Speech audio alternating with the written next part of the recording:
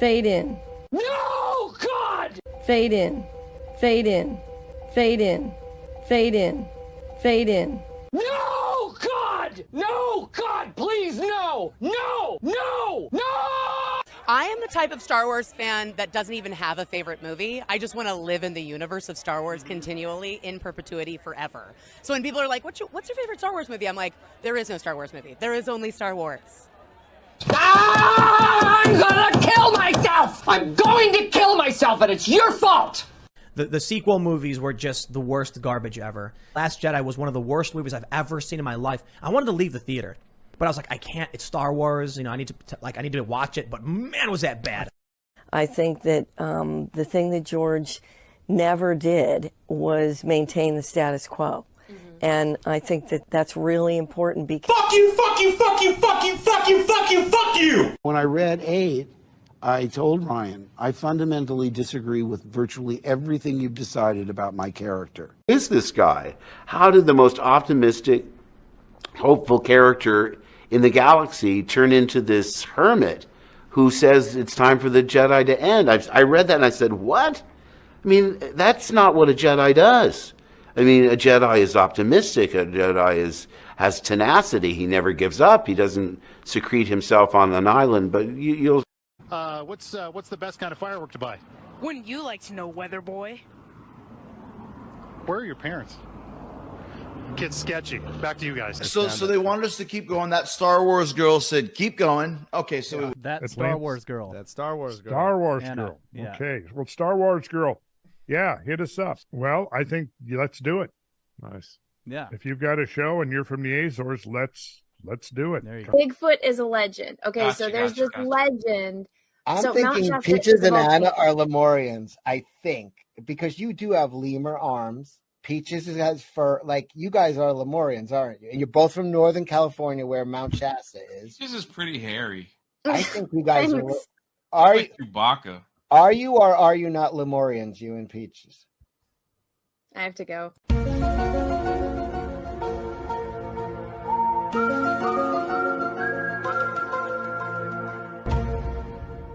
Wait, what are we talking about? I figured out how to monetize social justice warriors.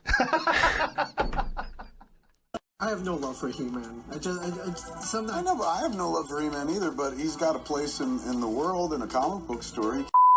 When I was a kid, I'd watch He-Man and Masters of the Universe when I got home from school. From 1981 to 82, it was a rich... I'm kind of retarded. There's some chick named That Star Wars Girl or something like that. And she wrote this fucking screen. She was like, you're always doing this. And she ended with, be a man.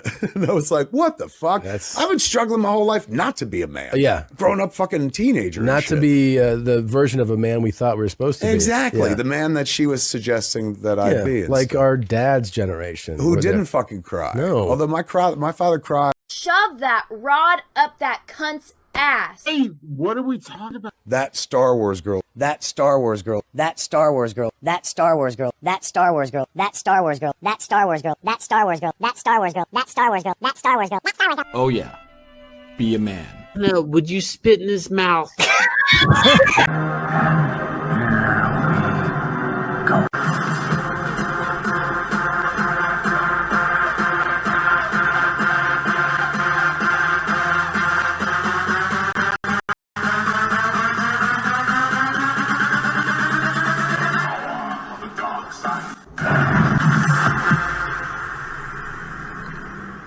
Ni hao to all of our Star Wars fans.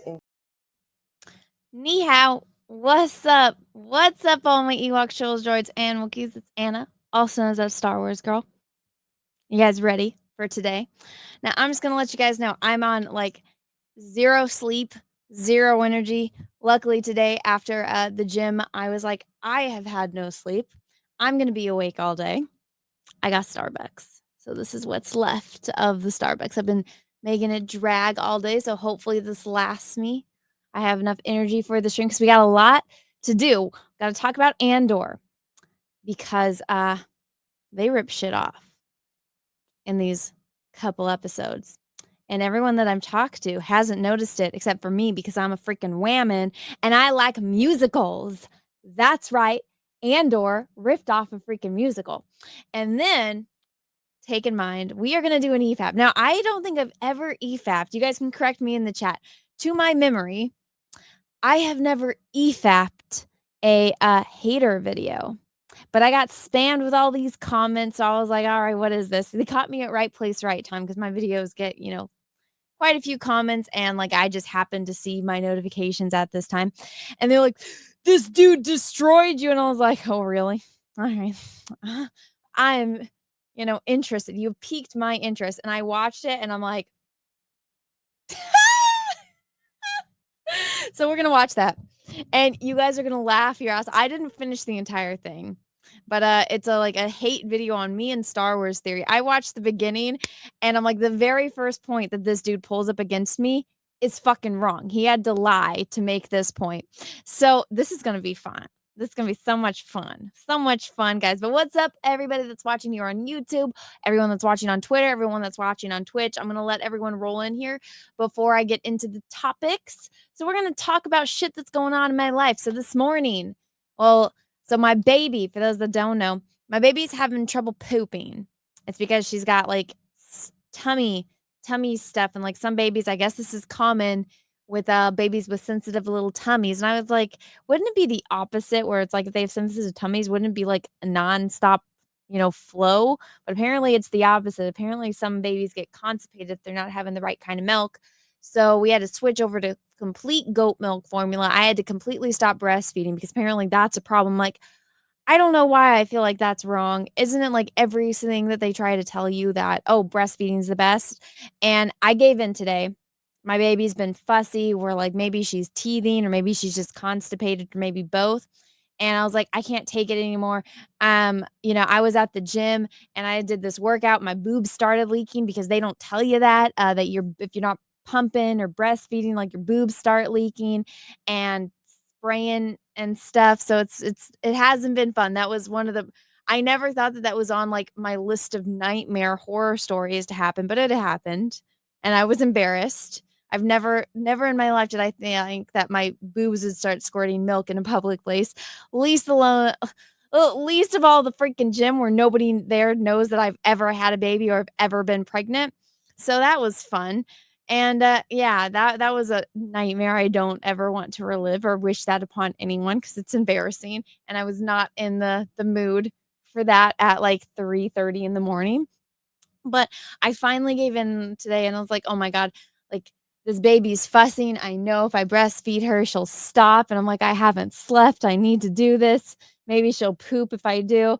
And I shouldn't have done it because I made the mistake of trying to breastfeed her. She latched on and that kid bit me like I didn't think was possible for an infant to possibly do.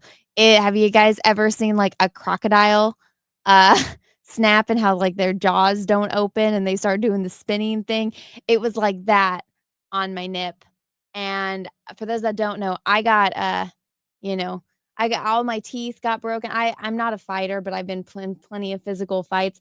Basically, all of my front teeth got jacked up years ago. I had to get all veneers and crowns. And so all my beautiful, straight, pearly whites are all not real anymore.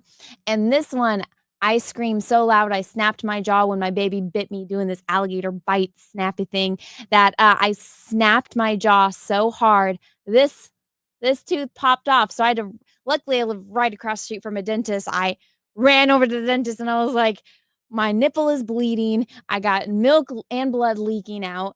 And I'm like, my tooth came off. Can you glue it back on?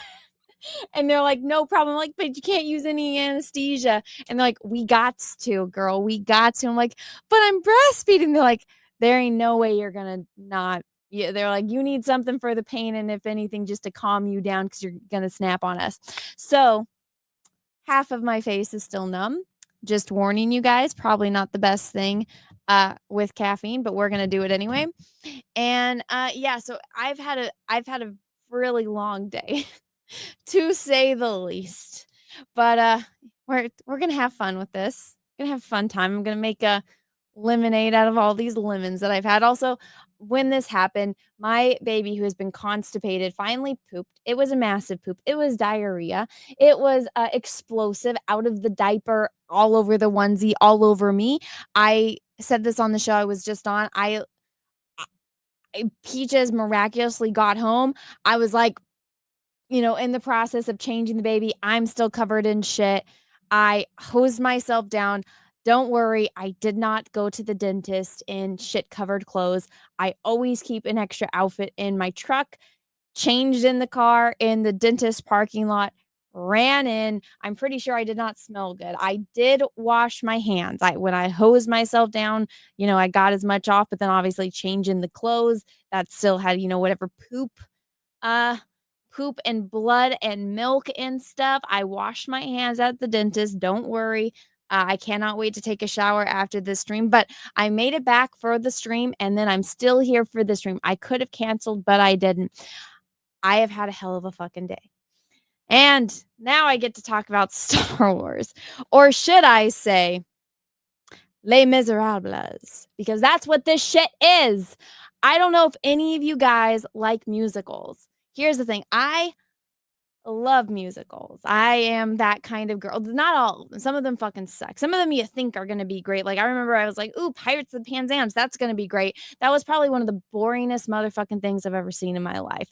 I would not recommend that. Maybe a different cast, maybe a different setting, but it sucked. Anyways, Les Mis is probably one of my favorites. It's not an easy watch. I have seen it about 4 times live throughout my life. Each production had its own unique qualities. Each one, sometimes it really kills it when Javert can't sing. I know this is probably controversial, but Javert is my favorite character. That's one of the things I find endearing about Deep Space Nine when Eddington is calling Cisco Javert. And I'm like, Javert is a fantastic character, and it pains me. Russell Crowe's performance, I had such high hopes, and, it was what it is. But I was talking to Raging Rhino earlier, and I was like, bruh, this shit is Les Mis. And he's like, I've never seen Les Mis. I start sending him clips, and he's like, I would love to watch this, but I can't do musicals. I was like, don't worry, they got one that's not a musical. It's got Liam Neeson. It's got Liam freaking Neeson. It's got Captain Barbossa. It's got the one and only, the amazing Kill Bill herself, whose name, Uma Thurman. I was about to say, I just cannot fucking remember her name. I'm on 0 sleep and pure caffeine. But guys, I vaguely remember that one. I watched the end scene again, and I was like, all right. Personally, I will give it to Russell Crowe. That ending scene with him, in my opinion, is better. It does have its qualities about Captain Barbossa and Liam Neeson having that little moment at the end. I will give it that. But the singing and the thing, for those that haven't watched it, like Rhino, who I see in the chat, I'm not going to spoil it for you, but I might accidentally spoil it for you because I have a tendency to spoil things. But so let's talk about this. Can I see a line of ones in the chat? Have you guys seen Les Miserables? I don't care if it's a movie. I don't care if it's a play. I don't care if it's the fucking musical. Have you seen it? Yes or no? Or have you read it? Do you know the story? Put a 1 in the chat if yes, 2 if no. Because no matter what you're going to put, I'm going to give you a recap, but I just want to get a grasp of the room on who has seen Les Mis, who knows the premise of Les Mis. Okay, I see you got everyone on Twitch apparently is a 2. Rimru is a 2. Do lots of 2s. Okay, so I'm going to spoil this for you, because all of Andor has been shit. Last season, I can barely remember what the fuck happened last season. It is bad. People that tell you that it's good, either they're very type optimism and they love smiles and joy and sunshine and they try to see the light at the end of the tunnel on everything. They're those types of happy people. Or the IQ might not be that high. Or they have not watched many movies or read many books or seen many things. So those are the type of people, in my opinion, that like this. Extremely happy people that are optimistic about everything. And, it's like Santa Claus at Disneyland on crack getting laid. Like those types of people. IQ down a little bit. Well, even Forrest Gump wouldn't can see how stupid this shit is.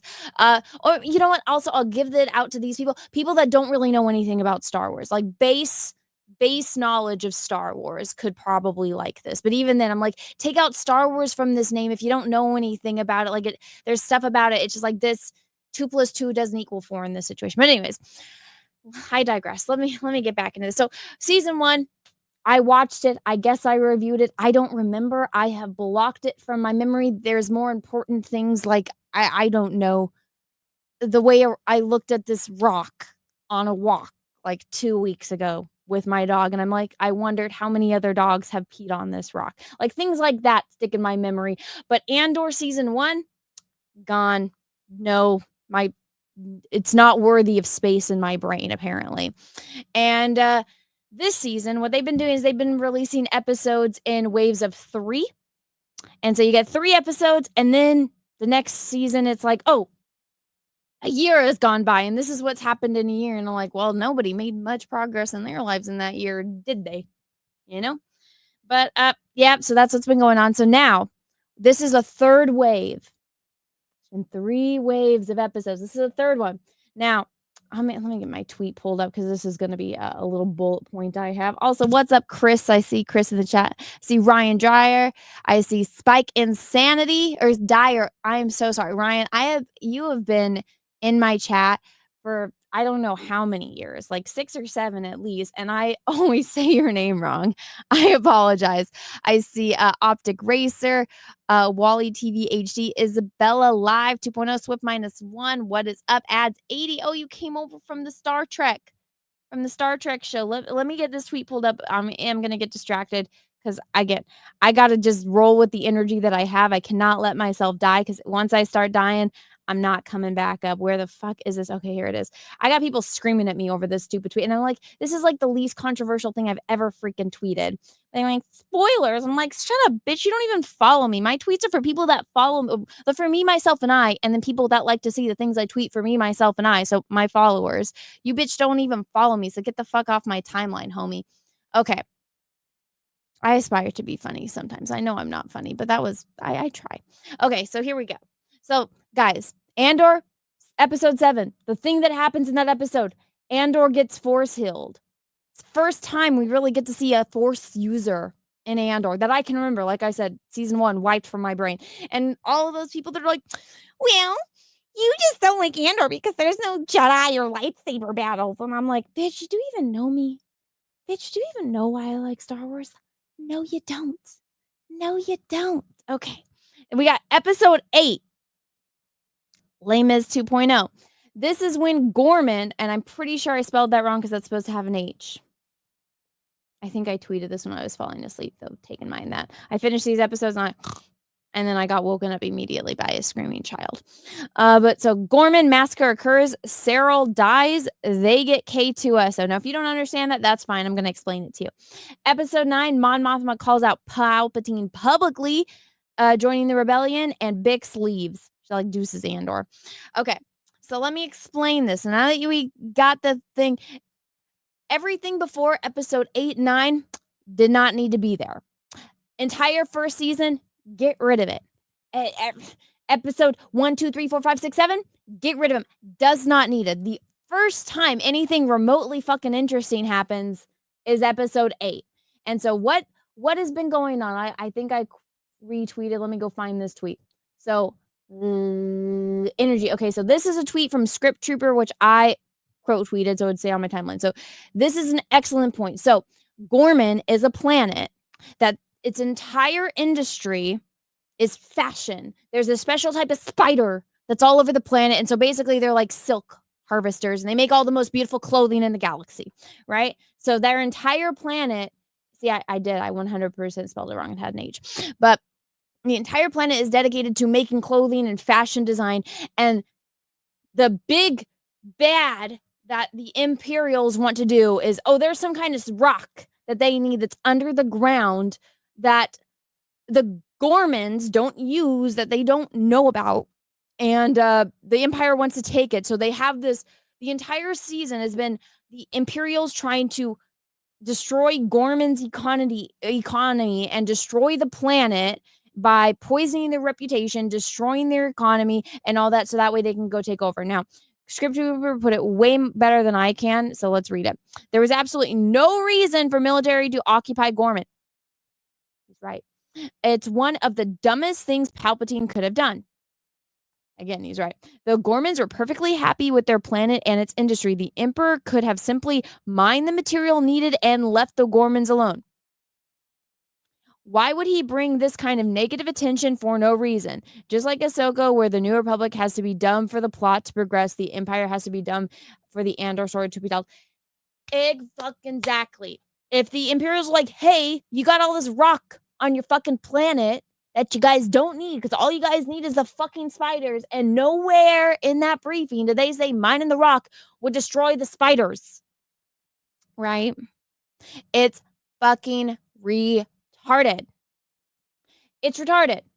So, Scripttrooper said it. Go give him a like. Go give him a follow. If you guys aren't following Scripttrooper, let me go back to my tweets. Scroll. Look at all the funny shit I tweet. Look at, there's me pissing off tweet or me pissing off. There we go. Back to this one. So, that, and they could have, like, it's so stupid. They could have had their whole basis of operations there, all that. But anyways, let's get on to Les Misérables. So, for those of you that have never read Les Mis, have never watched Les Mis, either movie or theatrical production, it takes place during the French Revolution. And the story follows the character Jean Valjean, who was a criminal.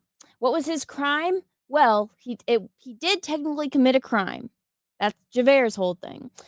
And him and his family were starving. He broke into a house and stole a loaf of bread. For that, he got put into prison for 5 years. He tried to escape, so he was in prison for like 19, 20-something years.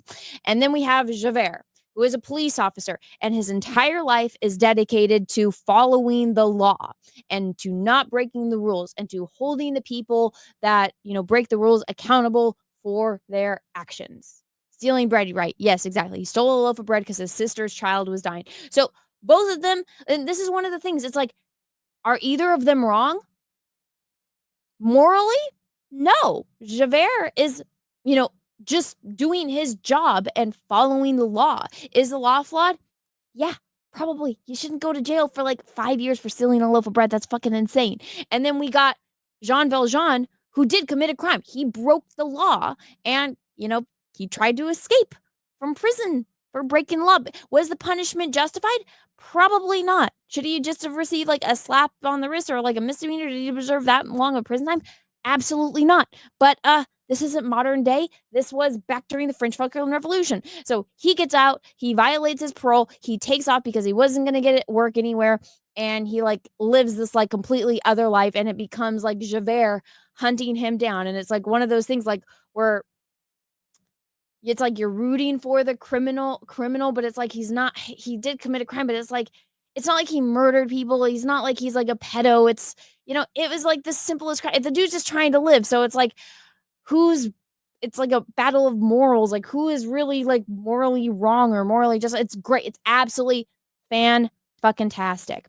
And then there's these other subplots. So Jean Valjean feels guilty because one of his workers was like a single mom, which back in those times, no. Unless you're a widow, no. She had a baby out of wedlock.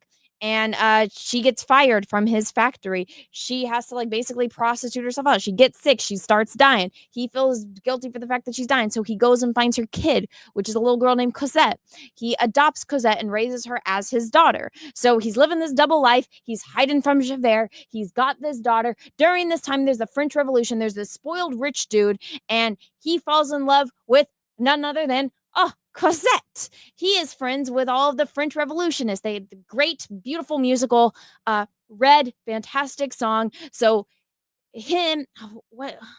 Marius. God, I was like, what the fuck is that kid's name? So Marius is in love with Cosette. His best friends are all in the French Revolution. He's joining in the French Revolution, but Jean Valjean knows that he's going to get killed. Javert gets pulled into the mix of it. Javert is still hunting Jean Valjean. There's this huge battle scene. Literally everyone fucking dies. Everyone gets shot up. Javert is like questioning his morals because like he's watching all these like young boys, and I mean like teenagers, like they are not like they're kids. There's freaking kids, right? Like they should not, these like are boys that should not be in war. he's watching all of them die. He's questioning his morals and all this. He's still tutting for Jean Valjean. And then it's like, but Jean Valjean is like a good person. He like raised this kid. He's trying to do everything right, even though he fucked up earlier in life and he's been hiding ever since. Still technically a criminal. And Jean Valjean saves Marius because he knows that his adopted daughter is in love with him. It's drama. It's so many levels and deep and just convoluted. But guys, you've seen this as much as I have, then you know when it's getting ripped off. And I was watching episode 8 of Andor, and I'm like, I was actually shocked. I'm like, wow, I'm not like just, waiting to peel my eyes from the screen so I can stare at my phone. I'm not fighting to stay awake. I'm like, I'm actually intrigued. This is interesting. And then in this, I already spoiled it for you, Cyril dies. And I realize as Cyril dies, because he's looking at Cassian, so it's this like huge mob scene. And one of the things that happens is, oh my God, so all the Gormans are basically French. It's basically France. Let me see if I can pull it up. I'm going to see. If not, I'll get fucking struck if I pull up footage, but okay. Okay, here we go. Like, I kid you not, they even got the fucking flags, man. Okay, here we go.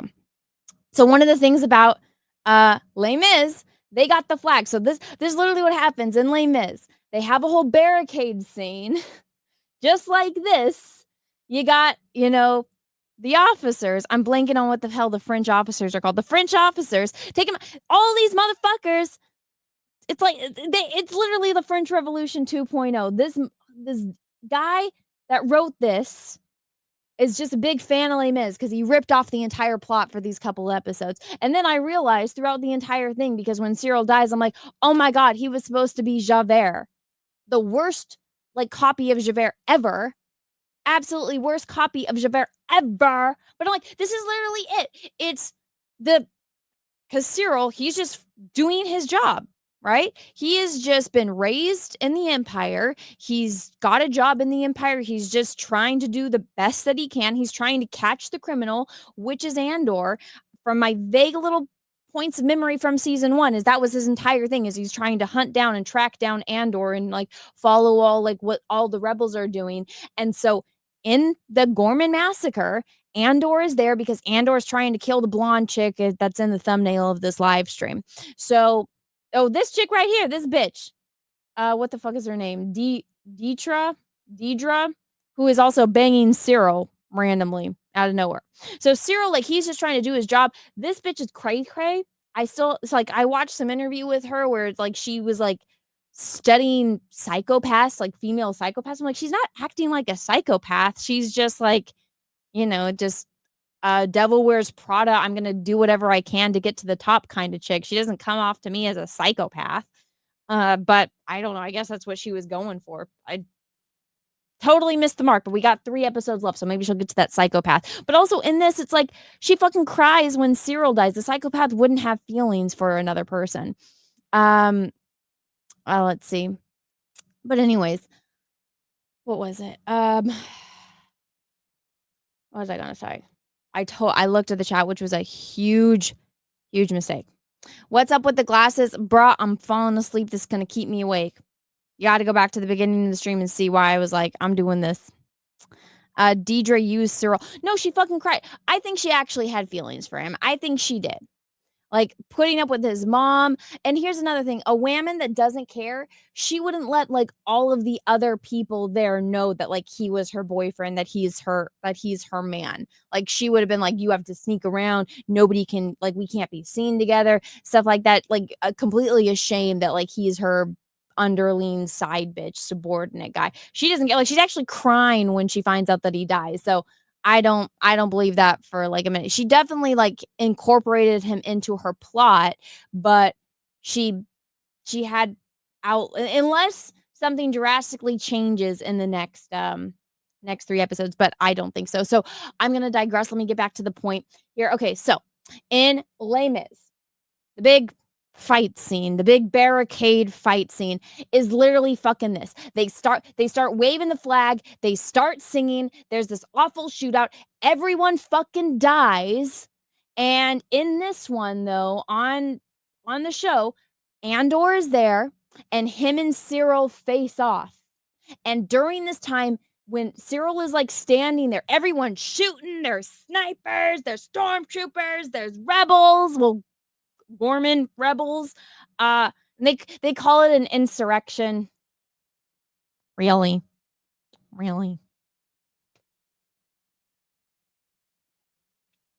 What? The Empire is not their government, so it's not insurrection. But trigger words, they used it. It's Disney. We're just gonna go past that because I don't even want to get into that kind of debate right now. But it's literally a fucking ripoff of Les Mis. And during this time, Cyril. I'm just gonna should I just call him Cyril? Cyril has this like epiphany moment where he realizes that he's like, wait a second, you planned all of this. You want this to happen so that way the Empire, and he was like, infiltrating the people, so he's got some kind of connection to them. Who else did that? Oh, was it Javert? Oh my God, was that Javert's entire like plot in what was that, the third or second act? In Les Mis. Does that happen to Javert? Oh, it does, doesn't it? Oh, it makes him realize some things, huh? Doesn't it? Isn't that part of his like big character arc? Crazy, right? Fucking crazy. So Cyril has this like epiphany while he's watching all these people get shot, all of these rebels that he was betraying the entire time anyway. He's like, oh my God, it's wrong. And then he sees Andor, who is there, who is trying to like snipe this bitch. And he starts fighting Andor. Andor's getting ready to shoot her, and then Cyril's like, bam, bitch, attacks him. They go fighting. They're rolling around in a building. And right as Cyril is standing there with the blaster pointed at Andor's freaking head, he has that moment of like, this is wrong. He starts pulling his gun away, and then French dude shoots him in the head and he dies. And I'm like, oh, well, if he wouldn't have died here, he probably would have put his gun down and, offed himself. Spoiler alert. Oh my God, I'm so sorry. Everyone in the chat, I'm spoiling Les Mis for you. Just like Javert does. Andor episode 8 is literally a fucking ripoff of Les Misérables. It is. And I'm like, that's why it's good. That's the only thing. Like, literally, this director ripped off Les Mis, and I cannot believe I didn't see it sooner. I think it's because this show was so fucking boring. It's so bad. It's so boring. It drags on and on and on and on. Like I said, season 1, get rid of it. This whole, honestly, what they need is a fucking editor. Take all of that footage, take all of that.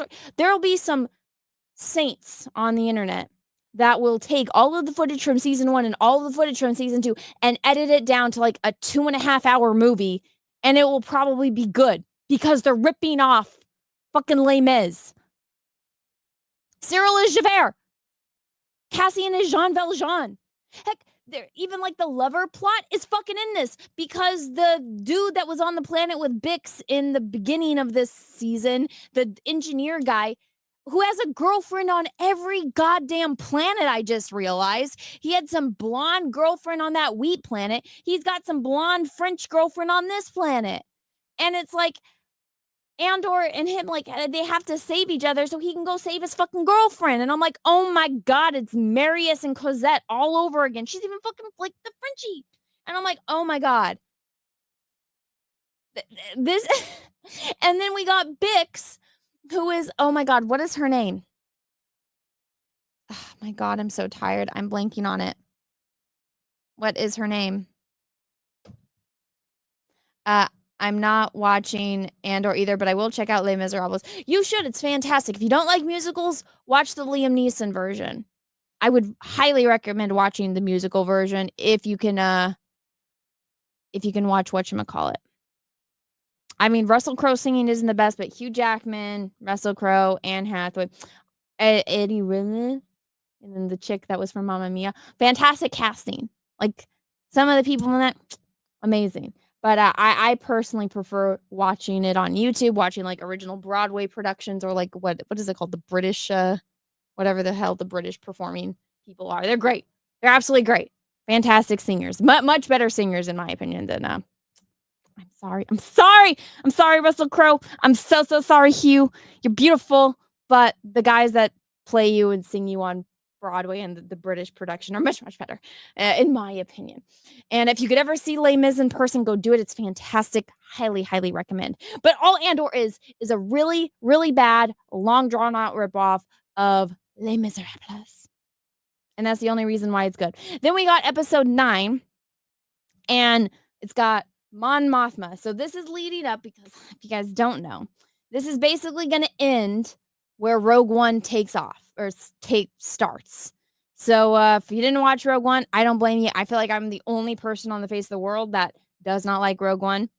I fell asleep in the movie theater. Luckily, I had bought when it was coming out.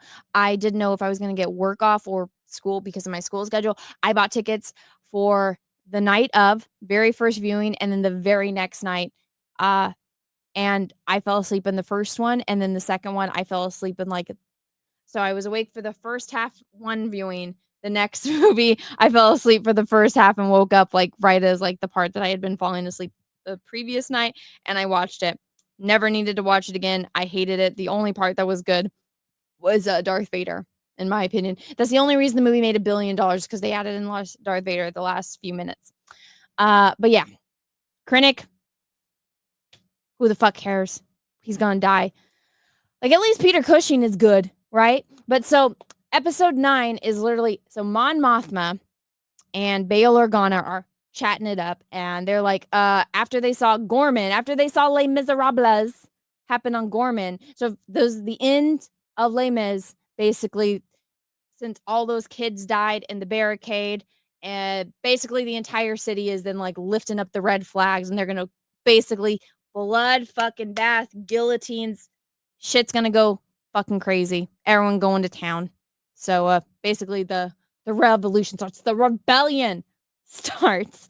So Mon Mothma and Bail are talking. They're we can't let this happen. What they did to Gorman, they're literally just declared civil war on the entire republic. So Mon Mothma is talking to Bail. They're one of us has got to do it. And Bail is I can't. He's it's got to be you. You got to give the speech. Girl, I will set you up and I will give you an out. And so Mon Mothma's prepping her speech. She can't trust anyone because her driver is corrupt. Apparently her assistant is working for Luthen. For those that don't know, Luthen is Stellan Skarsgård. Fantastic fucking actor. Finally gets time to shine. So basically everyone is we got to get the fuck out of Coruscant. The Nazis are coming. The Nazis are coming, man. And so we got to get the hell out of here before they come. So basically, Mon Mothma's prepping for a speech the entire episode. And in my opinion, when she actually gives it, it's very anticlimactic. It should... Listen, I know I'm not a director. I know I'm not a cinematographer. It would have had... So they did that thing where it's a bunch of shit happening at once. So basically, they find out Bail Organa is I got your out, girl. We're going to have a team pick you up. But Luthen knows one of your members of your team is a fucking spy. So he's Andor, you got to go do it. Andor doesn't want the fuck to do with him. So, but he's I got to go save her. I got to go save Mon Mothma. So basically, it's all set. While Mon Mothma is prepping and about to give her speech, Andor is getting into the building, into the Senate. Remember, we're Padme always was talking and all that stuff. So Andor's got to get there to her door where her little floaty thing is.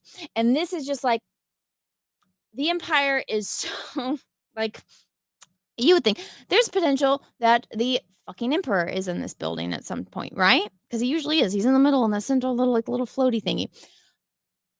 We know from what happened at the Jedi Temple, they got hollow fucking cameras everywhere.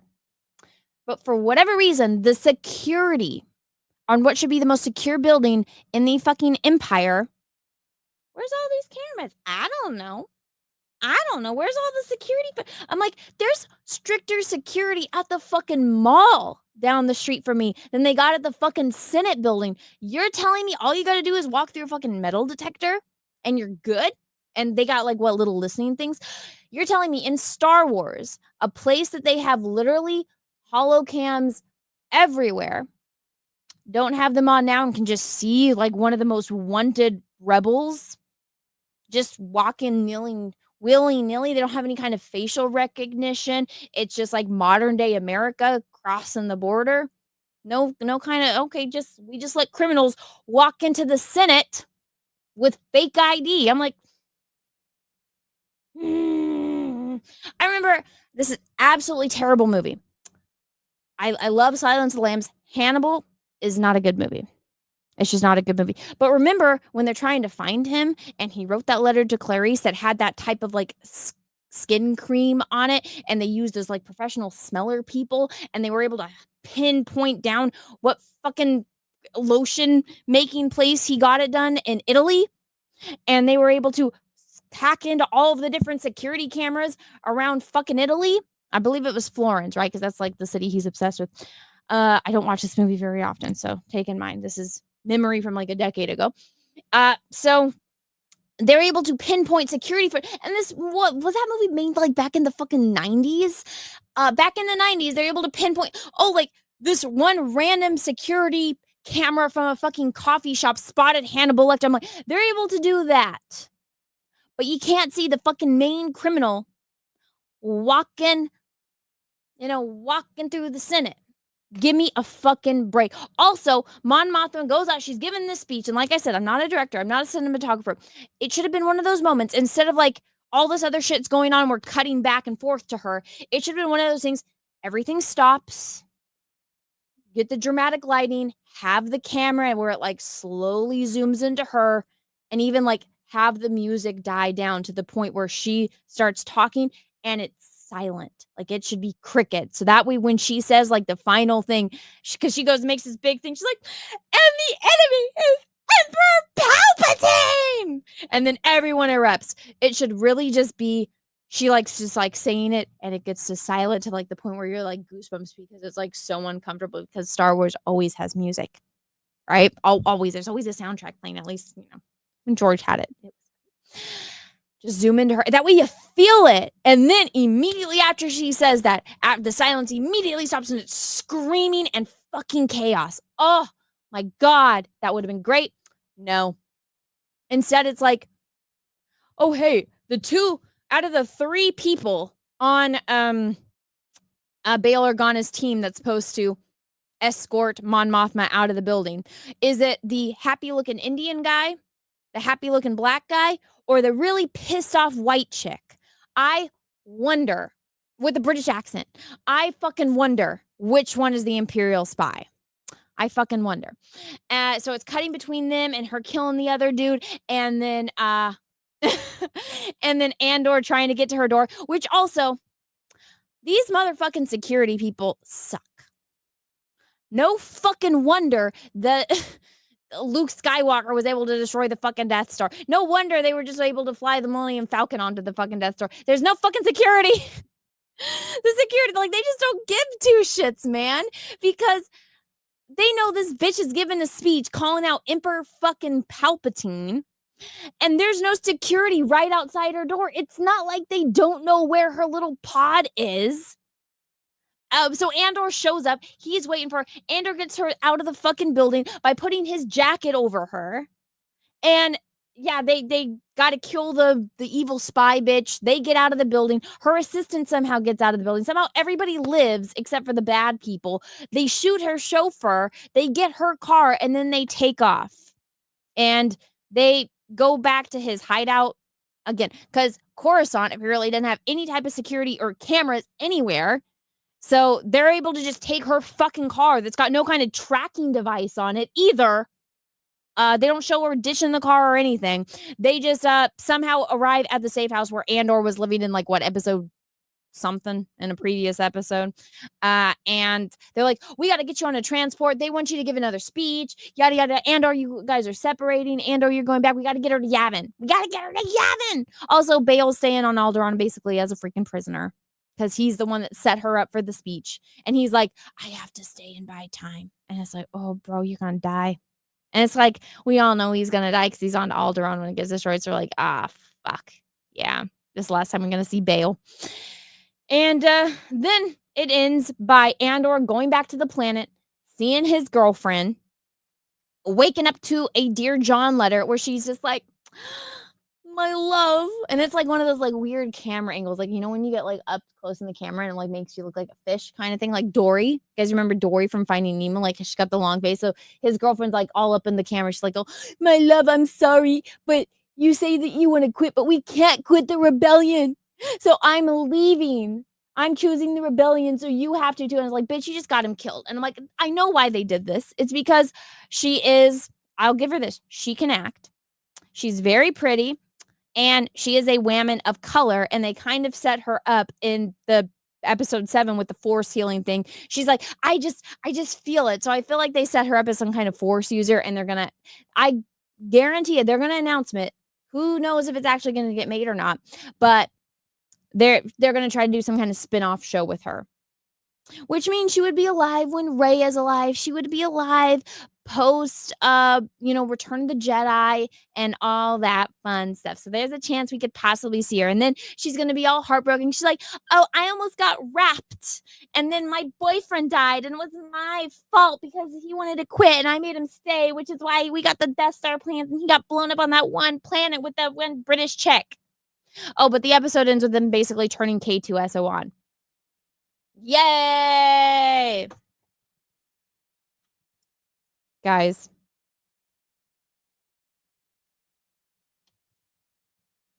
I don't know how people can like this show. I know, like, the whole, again, for a season and basically a half, the whole Les Mis thing went over my head until I actually watched and, like, this is like a direct ripoff of fucking Les Mis. The flags, the singing, the French, straight up fucking ripoff. The dynamic between Andor and Cyril, 100% ripoff. Everything else, I'm like, ugh. And they had, the episode 9 had potential to be fucking great, to be iconic. And again, I think they just flopped it. Let me read this super chat though, because I thought I saw it when it came in. It was funny. Oh shit. Thank you for the thing of however much that is and whatever. Is that rubies or something? I don't know. I can't believe Anna gave credit to the writing of Hannibal. Bruh. That's how you know this shit is bad. That's how you know this shit is bad. Thank you for the super chat. I appreciate it. Andor is a great show. Really? Now I think, homeboy, you're lying. You are lying. White Guy McGee, thank you for you. I watched season 1, only liked prison episodes. Oh, the prison episodes, you say? I should go back. Was Cassian's room number, or was his little ID number 24601? It wouldn't shock me. Let's go find out. Let's put a nail in that. Let's go see. I'm gonna fucking laugh at it if it is. Prison number. I got the Sam's costume stuck in my head. Does he have any numbers on him? I gotta go back and like, I don't want to go back. I said Andor prison number. I don't see any numbers on the doors. Okay, no, that's just showing something about the floor. Okay, let me see. Yeah, because the floor like will kill you, right? If you don't stand on it. Andor prison number. Does it say number 7 in the prison? What prison was Cassian in? Okay. We'd have to like do some hardcore nerd research to find that out.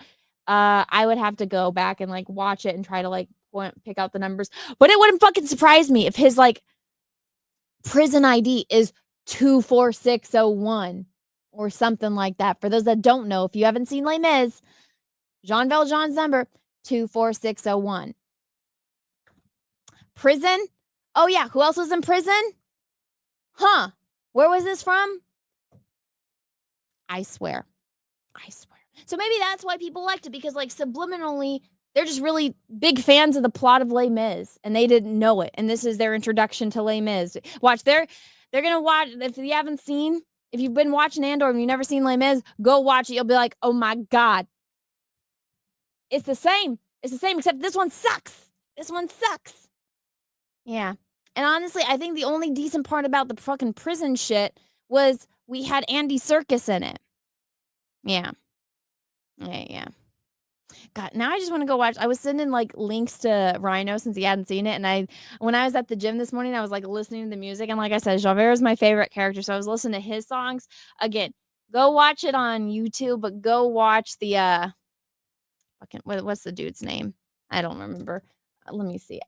There's this one guy. I actually met him. He's an animator over at Pixar, but his name is Nick Patera. He can sing like a woman. And I know that sounds fucking crazy, but here we're gonna watch some of this. I really fucking hope I don't get flagged. But watch this. This is a full-grown man. He was on like Ellen, the Ellen show. Let me share volume. Oh my goodness, here we go. Okay, so this is like one man Les Mis. This dude's famous for this shit. I kid you not. Chat, you guys are gonna lose your shit at this. Okay, watch this. 13-minute compilation of everything. It's like the characters. It's great. Great. Who am I? Can I condemn this man to slavery? Pretend good. I do not feel his agony. This innocent who wears my face and goes to judgment in my place. Wait, hold on. No, this dude is not gay. He's talented. Bruh, I don't know how he discovered. Well, actually, I went to college with a girl that went to high school with him. And she's like, he was doing this shit in high school. He just got famous. He's an animator at Pixar. So if you ever watch a Pixar movie within like the last 20 years, he's worked on it. I met him because, he lived in Emeryville. I live in San Francisco. I ran into him one time at a bar. I was like, oh my gosh, it's Nick Patera. I watched you sing. You're so good. I got a picture with him. One day I'll show it. Actually, I don't look that bad in it. So I was very drunk. I'm a very happy drunk person. So personally, if you ever see like me, like I look so genuinely happy in a photo, I'm probably drunk because that's like my pure happiness. Confirmed gay then, which is because he didn't live in San Francisco. He lived in Emeryville. But no, I don't think he was gay. He was there with a chick, but no, he's just fucking talented. But anyways, yeah, I guess he can sing like a chick and a man, and he got famous for it. And he's like, I don't know if he still does it or anything, but his rendition of all like Les Mis, it's great, fantastic. I don't know why I got on this topic, but let's see. Why did I get on that topic? I don't know. My energy is beyond crashing. But anyways, Andor's awful. I'm gonna read some of these super chats, and then we're gonna get into hater video. Hater video. Some dude thought that he was gonna destroy me. I saw like two. I always know when like a hater person makes a video of me because all of a sudden out of nowhere I get like spammed with comments. I only got two comments from this one person that like specifically said it was from this person. It like happened like with a couple minutes of each other. So I'm like, okay. I usually don't respond to these people, but it piqued my curiosity. Shit, can I even remember? I gotta go into my recent watch. I did watch part of it this morning, and then I like started laughing at when he's like trying to call me out, and I'm like, bro, this is so easily debunked. Like, I'm kind of embarrassed for you, but we're gonna pull up. We're gonna watch it. We're gonna EFAP a little bit of it. You guys ready? Live hater debunk video. Here we go. And he's talking about me and Star Wars theory. So we're gonna get ready. Okay, I got 8 minutes into a 23-minute video. Take in mind, not all of it was about me. It's like half me, half Star Wars theory, apparently. But let me read some of these super chats. Also, everyone, please smash the like button. Please, please, please smash the like button. I'd appreciate everyone that's watching over on Twitch. If you aren't following me, smash that follow button. I would appreciate it. You guys would make this girl's day. Thank you for the bits over on Twitch. And I can't handle slow burns. Hun, this wasn't a slow burn. This was bad storytelling. And I feel like the guy was trying to drag it out as long as possible so he can make that money, which I'm not going to judge a person for trying to make money. I get it. Grifter is going to grift. That was that dude's grift. He was trying to do it, but he ripped off Les Mis, which I will give it to people. That's why people think that it's good, because it's a really poorly done version of Les Mis. And Les Mis is really good. This is just not a good version. If you guys are interested in this, you guys should go watch Les Mis because it's fan-fucking-tastic. Slagless, thank you for Canadian 5. Big fan of that possum short you put out. 2 big thumbs up. Yeah. Okay. When I film that, it's on my damn phone, and when you go and edit things, it has all these little sensors. So I didn't know my headlights were on until I posted, and I was like, fuck. But yeah. Sorry. I'm just glad they weren't leaking. But I'm glad you liked the video. Jabba the Cuck, thank you for the £2. Thank you. Start a protein shake business at the gym. Ew. No. Thanks for the 2. Disillusioned Man, thanks for the $1.99. The chat thanks you for the breast story. Well, it happened. It's real. Jabba the Cuck, thanks for the 5. Also, Jabba, is that your real face? Oh my goodness, or is that somebody else's face? It's not Jabba's face. That's weird. F Star Wars, let's keep talking about your leaking boobs. Nah. Now we're done. We moved over from that. Swift -1 thing. Remember for 60 months. Holy shit. Thank you. Let's promote that I campaign, bro. 87%. Yes. Where is it? I got it pulled up on a screen somewhere. It's 5 o'clock somewhere.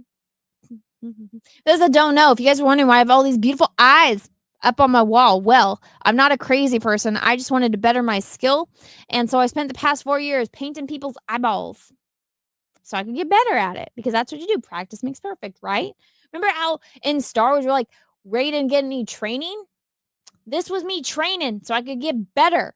Crazy how that works, right? Well, so now that I'm done with 200, and I'm still working on like the extras because I didn't say no to anyone, and I wasn't keeping the best account because in the beginning nobody wanted to do it because they thought it was weird. Then they saw like 50 of them. They're like, oh my God, that's so cool. Can I do it? And I was like, yes, oh my gosh, that's so thank you. And so now I got a little bit over 200. But anyways, I'm trying to make it into a book, a beautiful, high quality, hardcover book.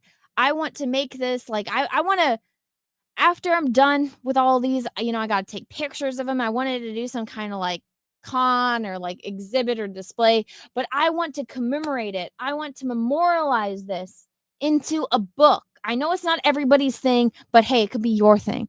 It could be a nice conversational piece. It could be hey, I don't think anyone here in the chat has an iBook, right? Well, guess what? Maybe one day you're going to need iReference for something, and maybe it would just be handy to have a freaking book.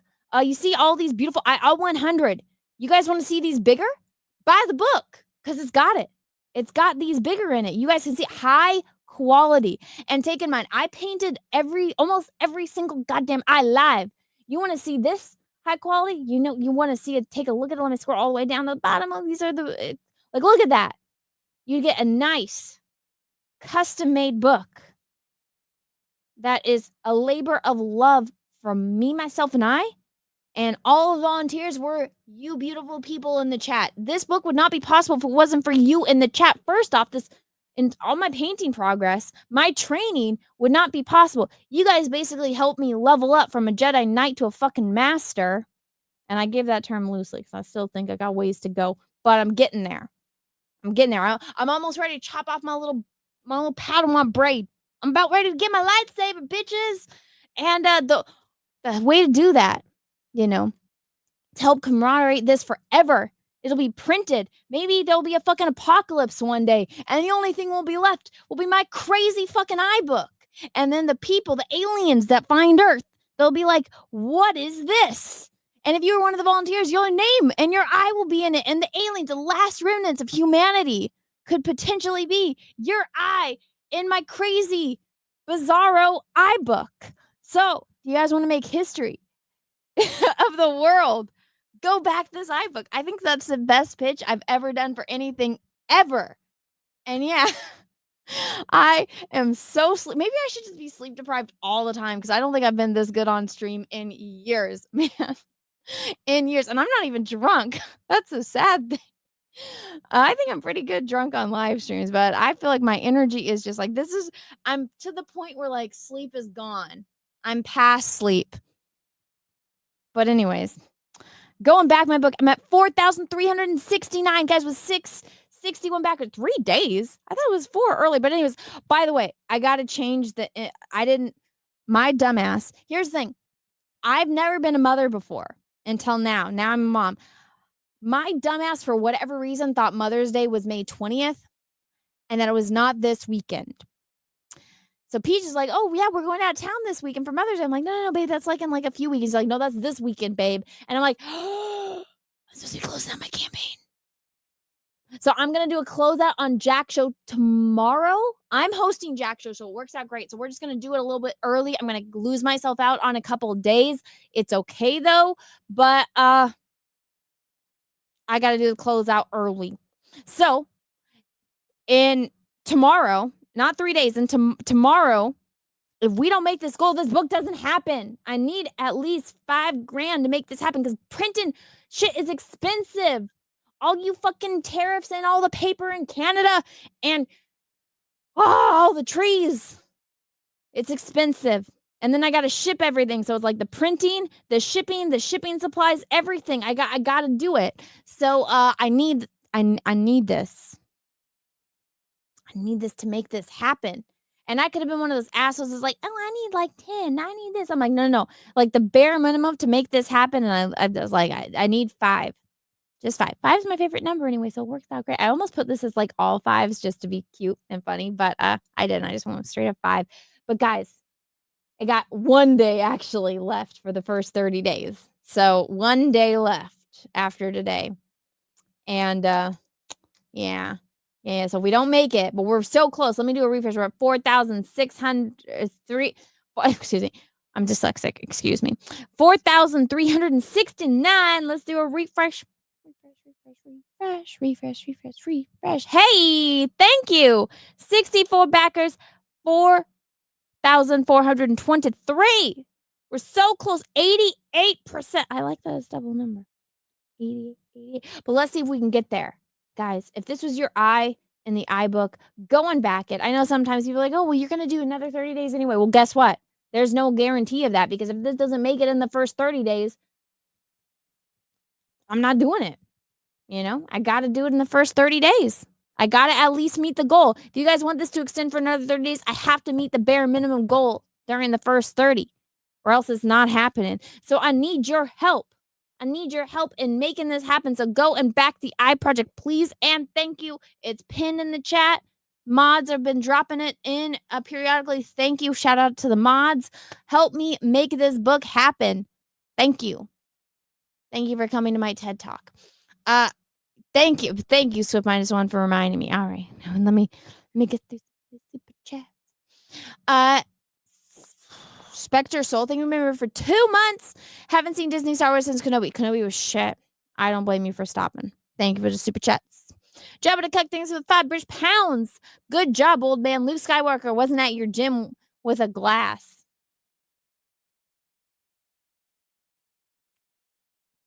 I'm moving on from that one. But you're right, I am lucky. I'm lucky no weirdos were there. Oh shit, thank you for the super chat.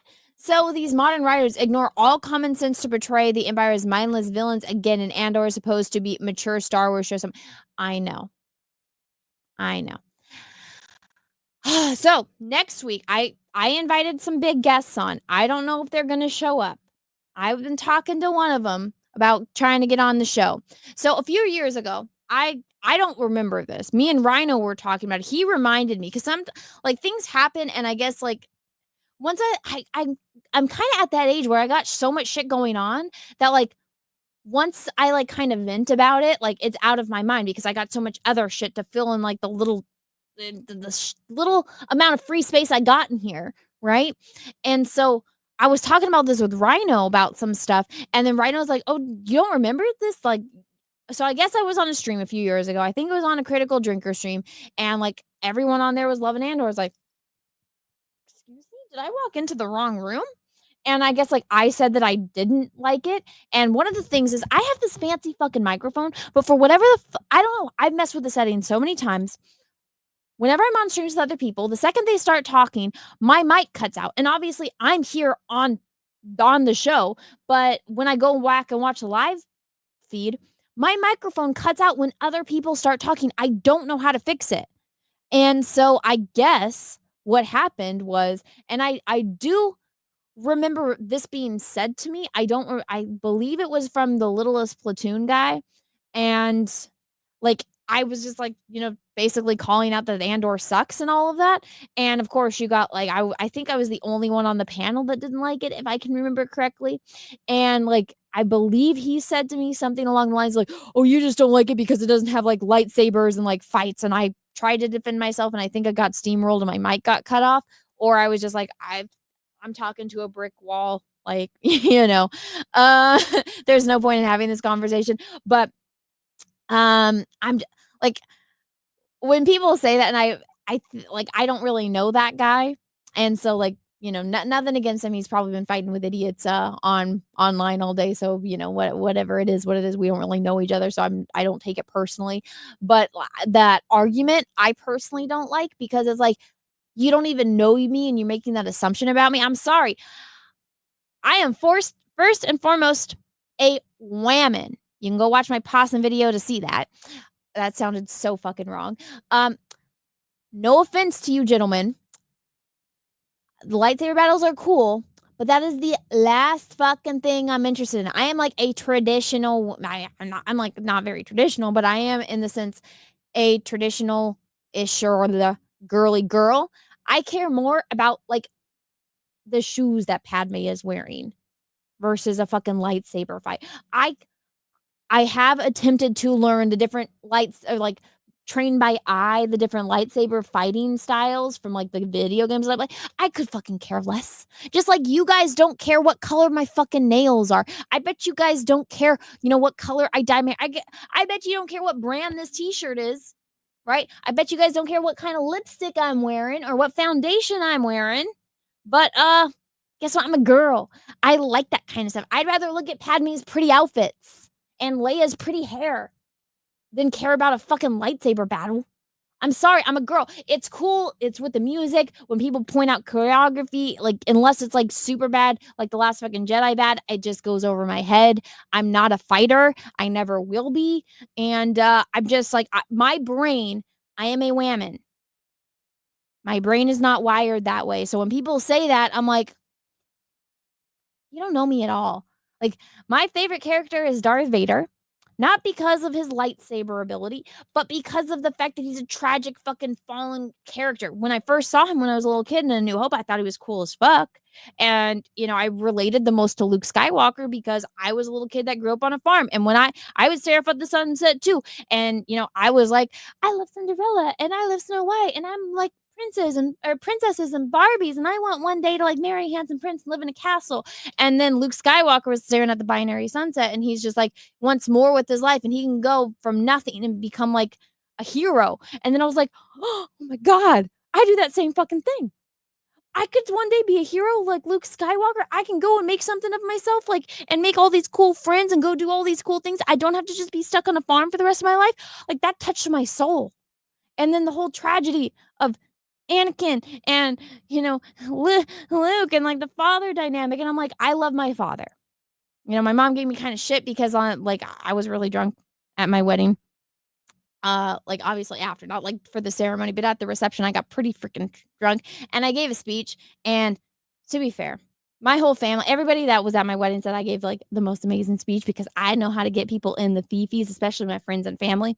But I guess I went a little too long in the speech about how much I love my dad. And I was like, you barely mentioned me. How about your dad? And I'm like, well, yeah, I'm a daddy's girl. What do you expect, mom? But I like those kind of relationships. Like, I said this the other day and somebody was shocked. They sent me this like long email about it. And I said, simply because I said, my favorite animated movie is The Prince of Egypt. It's great. It's about brothers. I love those dynamics. I absolutely love that. I love Les Mis. Not because of the fighting in the French Revolution and the singing. I love the character Javert. And I love the dynamic between him and Jean Valjean and that like moral dilemma of who is like right and wrong. That's fucking great. Okay? That's why I love Star Wars. The greatest scene in all of Star Wars, and I've said this over and over again, is in The Return of the Jedi when Luke and Vader are having that conversation before they go up to the second Death Star. And Vader turns around and he says, it's too late for me, son. And in that one fucking line, it's the entire tragedy of Anakin fucking Skywalker. And that's the first time that Anakin speaks to Luke and you see that Anakin is like the entire time Luke's like he has faith in his father, which is absolutely beautiful. And I feel like people just today don't understand that concept of faith anymore, and especially like faith in people that you love and care about, because people are so used to being backstabbed. Luke Skywalker was like, "Bitch, you cut off my fucking hand. You destroyed an entire fucking planet. You're a murdering psychopath, but I still got faith in you that you're a good guy," which doesn't make any fucking sense that he would murder his nephew in his sleep. Makes any sense? Absolutely not. These people don't understand Star Wars. But in that one fucking line, Darth Vader reveals that he knows everything he did was wrong. He regrets it. He feels like fucking shit for it, but it's too late for him. He's too far gone. He can't turn back. And it's so fucking tragic. And that's why Star Wars is fucking great. That's why Darth Vader is like the greatest character of all fucking time, man. And that's the reason why I love Star Wars. Did I mention a lightsaber battle or explosions? No. No. So I guess I was on a stream and they like wrote it off to, oh, that's the only reason you don't like Andor. And I'm like, it's a really naive thing to say. And it's a very judgmental thing to say. But I mean, that's just like when you don't have any argument because you're emotionally attached to this thing. So you just go and you lash out at anyone that has a different opinion than you. But next week, hopefully, I have invited 2 very large guests. You guys can probably guess who they are. They do agree with me on Andor for the most part. And we shall see if either of them are able to make it. But I did invite them. One of them said before that they were interested in coming on. And I said it would be nice to talk about Star Wars with people that have the same level of knowledge, if not more knowledge of Star Wars than me. And just have a civil conversation about it and the things that we find, we don't really like about it. And, maybe some of us like it more than others. But, it will be interesting to see if those 2 guests will come on. So make sure that you tune in next week for, for that show. Oh shit, Michael, thank you for the super chat. So these modern writers ignore all common sense. Oh yeah, I read that. Thank you for the super chat. White guy Mickey, thank you for the super chat. Oh, I liked Andy and Digo. That's why I like it. Yeah, like I said, it's Andy Serkis. It's hard to go wrong there. This is how you know it's a good actor, when they're given shit and they can still, produce a phenomenal performance. Like that's why I said Stellan Skarsgård. I don't think the character of Luthen would have been portrayed. Like I have a really hard time. Like aside from like A-list actors who probably wouldn't do a TV show, Stellan Skarsgård is phenomenal. So excuse me, I'm losing my voice. He would not have given a bad performance. Same with Andy Serkis. Mark Star, what's up, dude? Thank you for the 10. Good evening, Anna. You had a rough day today, so here's a contribution to the diaper/formula fund. Thank you. Thank you. I appreciate that. I've never seen Andor, but from what I hear, people either love it or hate it. Well, go back and rewatch this stream. You will find out. I explain it. Mark's out again. Oh shit! Thank you for the super chat. Nick could have played Romeo and Juliet all at once in the 1700s. Like, yeah, he could have, huh? He could have been an interesting costuming choice. He would just switch the masks, right? Ruben Wilson, thank you for the super chat. I'm not touching Andor with a 100-foot pole. Yeah, just go watch Les Mis. It's much better storytelling. Leo Fisher, thanks for the 20, my dude. Oh my god, that's not cheap. Here, just for you, I'm gonna take a shot at caffeine. My Starbucks. Andy Serkis, I know I'm saying his name wrong. Listen, when I was a kid, it's how I remember things. Like Donald Trump, I called Donald Trumpet. The trumpet man with the funny hair is what I called him. He was my memory of him, like, I know everyone calls him like Orange Man Bad now, but like my memory of him is like a TV celebrity with like silly hair. Like I always thought that his hair looked like Donald Duck's beak and his name sounded like a trumpet. Like that's my memory of him. And like I know it's like controversial to say and all that. I don't like politics. I have no interest in it, but the world's just gone crazy. Something Exorcist. Thank you for the super chat. Legend. Thank you. You're a legend. I need that meme from like Mega Man. Remember like the Brad Pitt superheroes? Like, yeah. Like somebody calls him something. He's like, yeah, you too. I need that. Oh my god, I'm crashing. Disillusioned Man, thank you for the 199. My eye is in the book, and yes, I backed a day when you have a really pretty eye, as I recall. Can I dox you for a second? Like not dox you who you are, but I'm gonna point out Disillusioned Man. I know he's got a little raccoon thing. He actually has a beautiful eye, if I believe correct. Fuck, this is small. That was the wrong thing to say when you're talking about an aspect of a man. Not you. This. I think it's one of these ones, right? Is it this one? I think I'm covering it with the super chat, but that's fine. I'm not doxing you. He's got one of the prettier eyes on here. All the eyes are beautiful, but he sent me a very good photo, and so I was able to produce a better painting. Thank you, Disillusion Man. I appreciate you. Something Exorcist, thank you for the $2.79. Never seen Andor, never really cared for it. Well, I just gave you a rundown of it. Let's go see if my book went up. If anyone backed it, we're at $4,423 with 64 backers. Let's see if you got one more closer to my goal. Let's see. Hey, thank you. 65 backers, 4,485. Going back if you guys haven't already. Now, I got to talk about this hater video. I actually might not have energy. All right, so let's give a shout out to this dude for having his little minions spam to be fair, it was only 2. I only saw 2 from him, so I'm not going to put this guy on. Well, I am about to go EFAP his video, but the comments are like, he destroyed you, and I'm just going to show you how much he did not. Oh shit, no!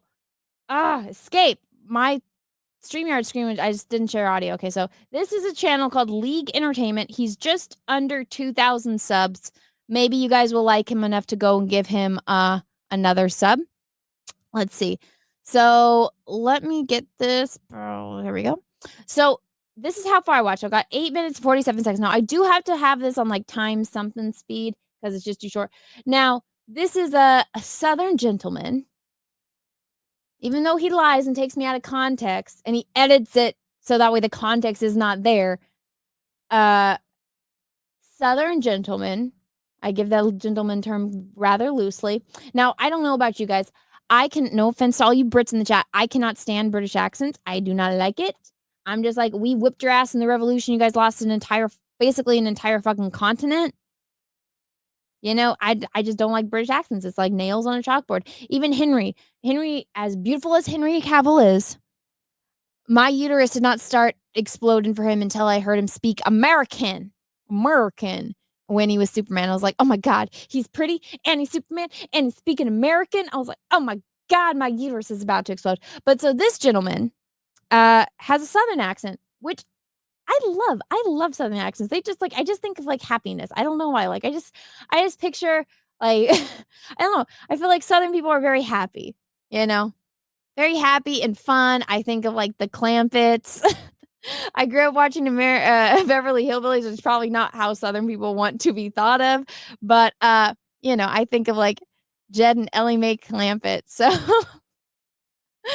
it brings warm memories when I hear Southern accents. And as a Californian, I don't hear very often. But so this dude, it says the worst critics of Andor have no idea what they're talking about. So we're going to hear, the thumbnail is of me and Star Wars Theory. So apparently me and Star Wars Theory have no idea what we're talking about. We're going to see this guy. But thank you for the super chat. And then Spike Insanity, thank you for being here for 22 months, almost 2 years. Backer number 52. Come on, let's get Anna some more sugar. Yeah, thank you. Thank you, my dude. All caught up on super chat. Let's see. Again, I didn't watch past this part because I was like, okay, how far is this like mostly about me or is it about Star Wars Theory? Because can we oh no, it is. It is mostly about me. Damn it. I thought it was like halfway. Okay, good. Okay. So most of it's about me, then the rest is about Star Wars Theory. I probably will stop when it gets to Star Wars Theory because I don't think I'm going to have energy for the full thing. But let's go back. So this guy's about to call me out. Let's watch it. Also, everybody be nice. Don't spam this guy. Don't be mean to this guy. You know, he's just expressing his opinion, which I think is funny. And I'm going to, all you have to do is go watch my video to go see where he clipped me out of context. But here we go. Let's watch. Actually, I do have to play it at time something speed because I'm literally running on empty. We'll do 1.5. Okay. And if it's too fast, tell me in the chat. I'll slow it down. But here we go. Java the Cuck says, I'm on this, guys. All right. Well, here we go. Hello there, guys, and welcome back. So today, we're going to do something special. Originally, I was only going to respond to that Star Wars Girls video on Andor Season 2, specifically the first arc. But after watching Star Wars Theory's video with a friend, I decided to respond to both instead. A double feature, if you will. After taking that Robot Heads video, I'm more than confident this show is not only fantastic. Oh, yeah. He called out Robot Head. Also, I don't know if he's drawing it, but dude, you got fix the perspective on your character. And also, if these are arm patches, they wouldn't just sit there flat. When you're lifting your arms up, they would move with the arms as well. I think this is like either screenshots or, excuse me, not screenshots, just little like vector PNGs that he puts in. But if you're the artist or if you have an artist, adjust that with it so that way it doesn't look awkward. Also, one of the best pieces of Star Wars media ever made. I'm so glad that Tony Gilroy hasn't dropped the ball with Season 2 so far, which is what I was concerned about. But this show has received so much undeserved criticism, especially from that scene. I felt like it was worth making yet another. That scene! Look, like right here, like this is too small.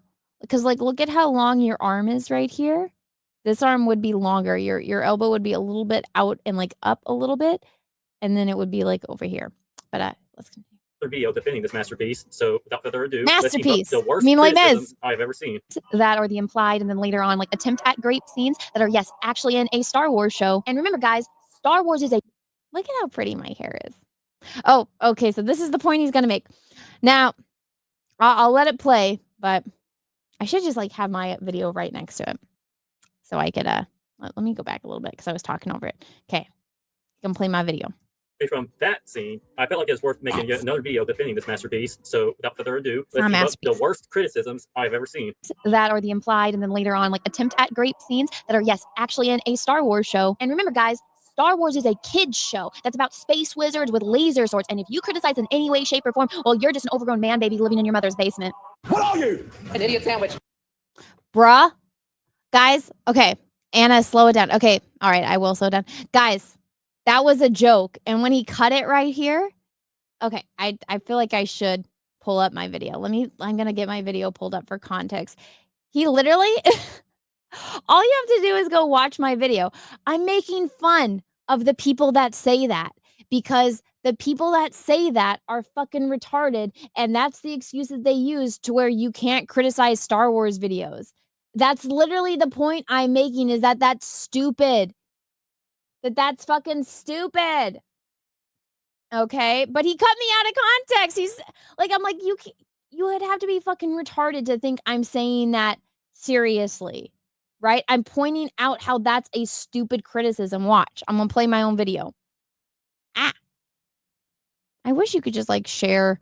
You don't have to like go back and forth all the time. Okay, so here we go. Here's my video. Where's the part that he took out of context? I even like did the funny. Oh, no. What the hell? Like a Brad Mondo. I like watching hair videos when I'm at the gym. I'm a girl. Where is it? When did I have this for? See, I don't even know my own damn timestamp. Here, I think this is space wizards with laser swords. And if you criticize in any way, shape, or form, well, you're just an overgrown man baby living in your mother's basement. Right? So remember that. So that was me saying that that's a stupid criticism. See? But the way that this mofo presents it is that was my criticism. Bruh, all you have to do is go and watch my video to see that that's not the point that I'm making. He didn't get that was sarcastic. No, he didn't. No, he didn't. But let's continue. Idiot sandwich what? An idiot sandwich that Ramsey. Oh, yeah, you guys want me to slow it down. Okay. Oh my God, we're going to be forever. Explain this in my Robot Head response video, that this show is meant for older audiences. So I won't be repeating that point again. I never said that it wasn't. You didn't get, you didn't get my sarcasm, man. If you want full elaboration, I recommend you check out this video. Plus, the whole Space Wizards intended for children mindset is being applied by you and the other critics of this series. It's not being applied by me. I'm making fun of these people.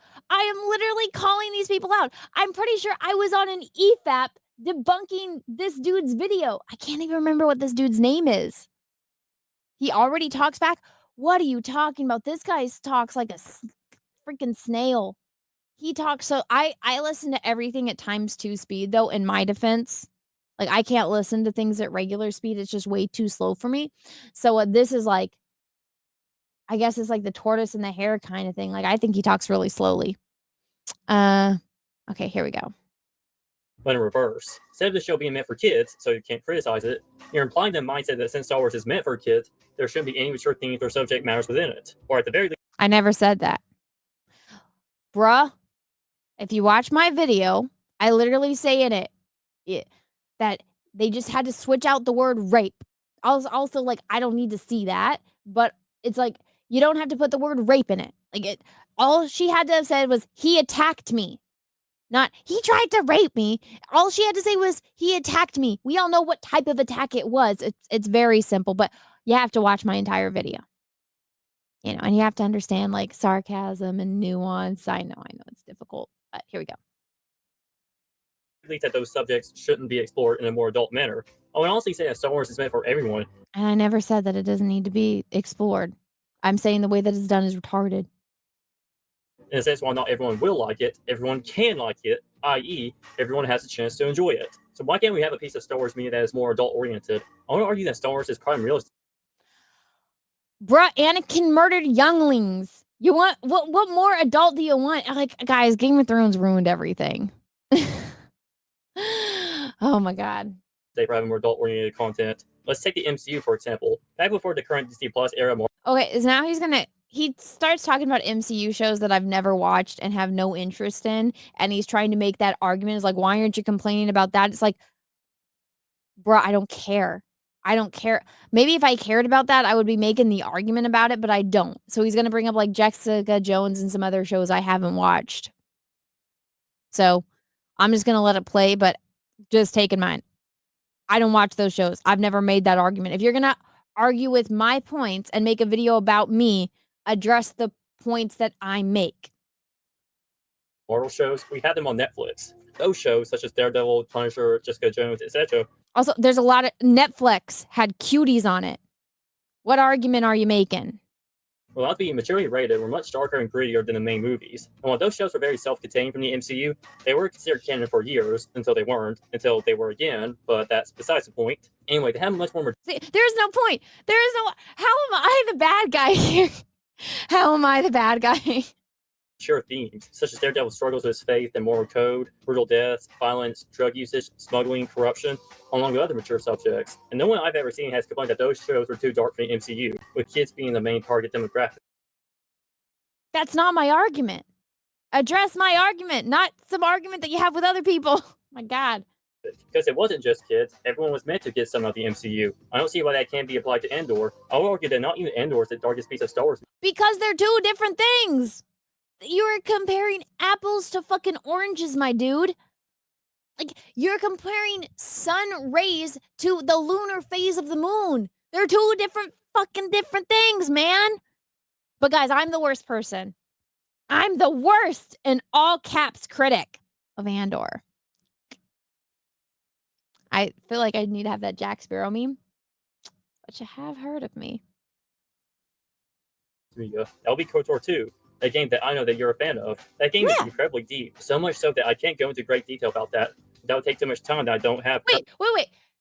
You will talk about fucking Marvel shows that have nothing to fucking do with anything I've said, that have nothing to fucking do with Star Wars, but you bring up KOTOR 2 and you don't have time for KOTOR 2. My dude, what is your argument? Bruh, that should have been it. Wait, you have time to do like an almost 25-minute video calling out me and Star Wars theory? Like, come on, use that. I'm telling, as a YouTuber to another YouTuber, that should have been your argument. Like, forget about the MCU that has nothing to do with what I was talking about. Like, this is Star Wars. Like, we're addressing Star Wars right now. If you want to destroy me, do it. Like, fucking do it. And use Star. Go ahead. Use KOTOR 2. Use the shit that's in KOTOR 2 and all of that shit. The Jedi Civil War. Use that against me. Right? Apathy is death, after all. Use that against me, man. Do it. Don't use the MCU shit. I actually enjoy debates, especially when, like, you know, I could care less about, like I said, politics. Keep that shit off my channel. You want to debate me about Star Wars, bro? I am here for it. That sounds like a great time. And I don't even care if we don't agree on shit. If you like Andor, that's great. You'd probably love Les Mis. You know, let's talk about Star Wars. That would have been fun. Oh, this would have been a great video if you would have brought up KOTOR 2 shit. If you ever do a follow-up, please do it. And, you know, like, I don't encourage people to make hate videos about me, but if you're going to, like, destroy me, dude, if you brought up KOTOR 2 and used arguments, like, from KOTOR 2, I am intrigued to see what that would be. Like, do it. I want to see what those arguments were. That'd be fantastic. Let's do it. Let's have a KOTOR 2 debate. I rarely meet people that I can have in-depth discussions about KOTOR 2 with. So fucking do it. Currently for this response. The point that the whole criticism that the show is too mature for Star Wars is just moronic. Moronic. I never made that argument. My argument for this show is that it's not done well. Like, if you're going to do adult themes, you can do it. Dude, okay. Outside of Star Wars, I'm going to give you one of the... this movie is rated G, and it has some of the most intense scenes in cinematic history. The Sound of Fucking Music. You know, about the nun, Julie Andrews, singing with all the children, and they're singing little songs about, you know, the hills are alive with the sound of fucking music. A doe, a deer, a female deer, ray, a drop of morning sun, all that stuff. Guess what? There's some intense scenes in that movie. I was watching it because it was like the anniversary of Christopher Plummer dying a few years ago.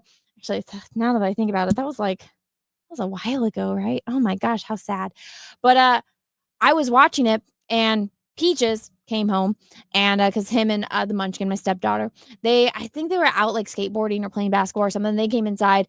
She went to go take a shower, and like he took a nap, and then he woke up because I had a musical on. He had no interest in it. He wakes up, and there's like Nazis at the party. He's like, "There's Nazis in this movie?" Because he'd never seen it before, and like he was hooked. Like from that moment on, he was completely enthralled with this movie.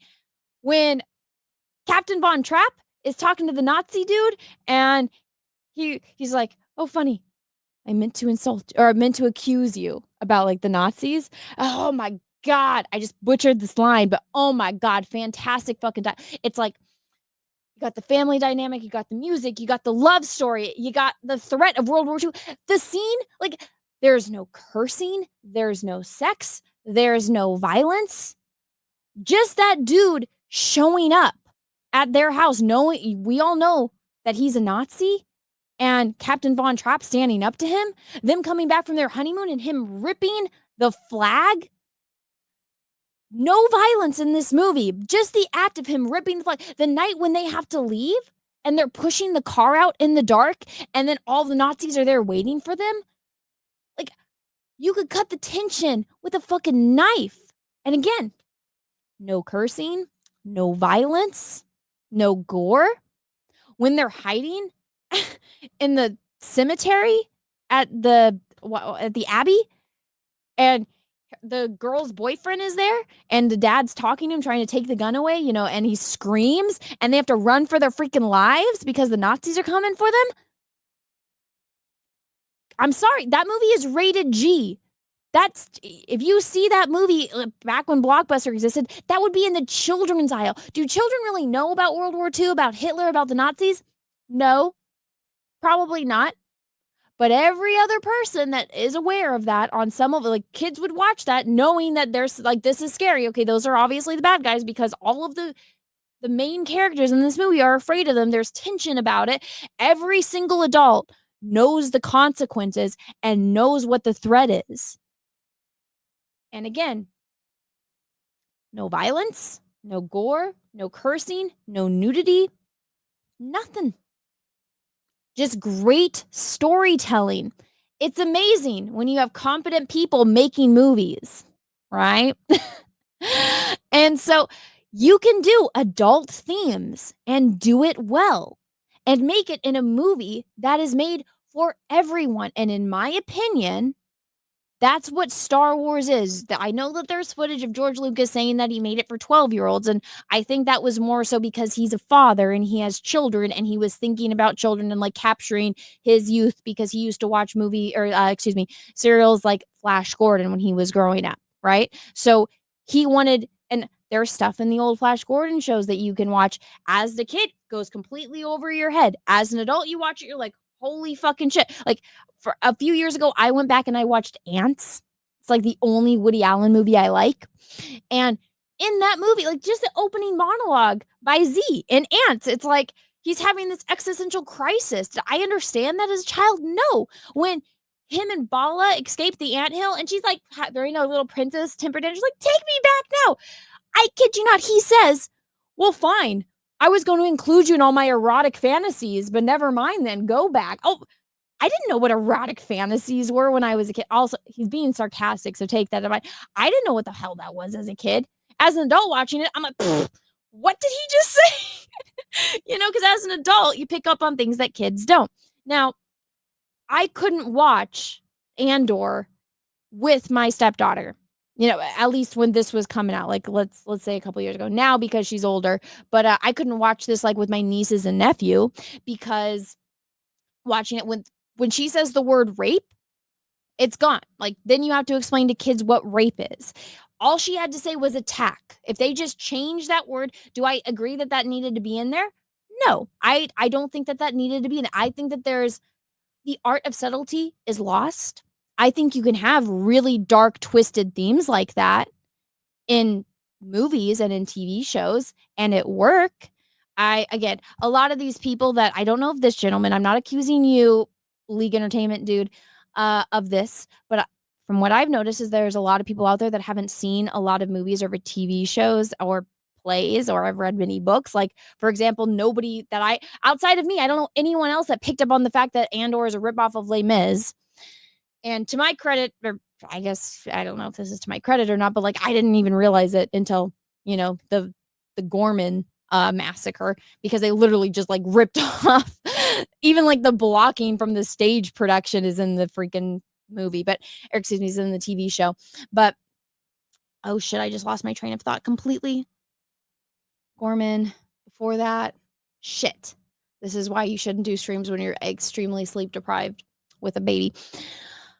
Oh my God. What was I talking about? Themes, storytelling, dark. You can do it without lifting. Oh, you liked it? Ah, shit, I fucking lost it. Sound of Music. No. You need to stop. I don't smoke weed. I actually can't smoke weed because I got the hole in my eye. You see that little hole right there? Watch this. Oh, here. That's air coming out of my eye because I was born without a tear duct in this eye. I had surgery when I was a kid. You see this little pink thing in this corner? I was born without that in this. They literally basically just took out some bones. I had a tube in there. It broke, popped out. Little hole in my eye that drains, and I can breathe out of it. But if I do try to inhale smoke, it just comes out my eye and out my nose. So I don't smoke weed, never been interested in weed.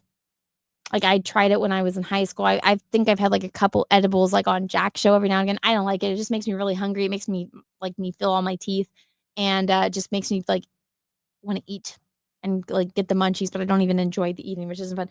You watch Ants. I don't know. It was something about how, basically, moral of the story. This is just proof I got off on a tangent, is you can have these really dark themes and do it well. Oh, the art of subtlety is lost. This is where I was going to rape scenes. Yeah, that's right. We're going to talk about rape scenes. Okay. A lot of people aren't, I guess, movie, book, theatrical, meaning theater, literate. There's a few movies that have rape scenes in them that are, basically everyone can watch. So, I don't know if anyone here is a fan of Marlon Brando. You guys remember Stella? Stella! Right? Does everybody in the chat know what I'm talking about? Let's see. Does anybody in the chat know? Imagine, my terrible impression of Marlon Brando. Stella! Let's see the chat. Do you guys know what I'm talking about? Let's see. Save us, Cecil. Oh, is Cecil here? What's up, Cecil, if you're here? No clue. Stella! Come on! A streetcar. Yes, you got part of the name right. A Streetcar Named Desire. Yes. Okay. Streetcar Named Desire. I cannot believe it took that long for people to get it. Okay, for those that haven't seen, come on, Marlon Brando, Vivian Lee. What is wrong with everyone here? Okay, there's a rape scene in that movie. Yes, Marlon Brando performed a rape scene. For those that, if you never watched it, to be fair, it's like a woman complaining for like hours. So I don't blame you for not watching. But Marlon Brando's fantastic. It's like this chick, which Vivian Lee, Blanche. It's so iconic. How did? Are you doing the room joke? No, it's from A Streetcar Named Desire. Okay, so basically, Marlon Brando is married to this chick named Stella. Her sister Blanche comes in from town, and basically they got to deal with like the family fortune. And basically, it's just Blanche and Stanley, who's played by Marlon Brando, bitching at each other. And at one point, Stella, the sister who is pregnant, they get into like a fight. He slaps her. She runs off to her neighbors. Then he starts calling her because it's sexy. Marlon Brando in his prime. She comes down, cuts to black because they go bang, and which was never before seen on television, right? Well, that happens. And then at some point, there is the implied rape scene because he does the same thing with Blanche. He basically rapes Blanche because it's, it's an iconic line, which of course is going over my head. But guess what? There's a rape scene in that. One of the most iconic movies and performances, apparently not to everyone in the, we are Star Wars fans, right? We're all nerds and stuff.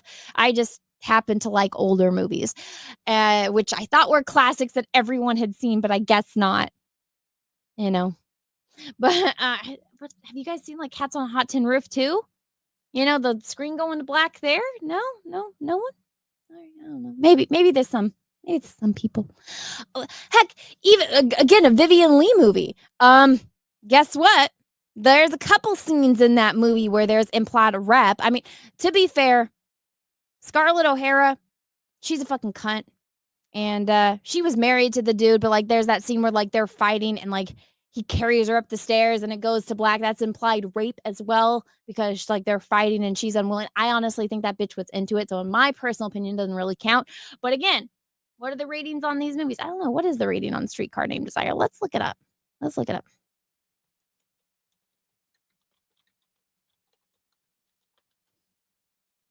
Let's see.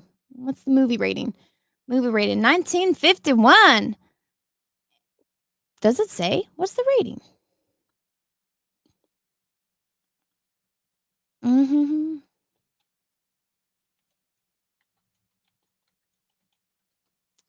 Doing live. Are you kidding me? I miss VHSs. Can you just tell me what the fucking rating of this movie is? Okay, let's see. Streetcar Named Desire. Let's see.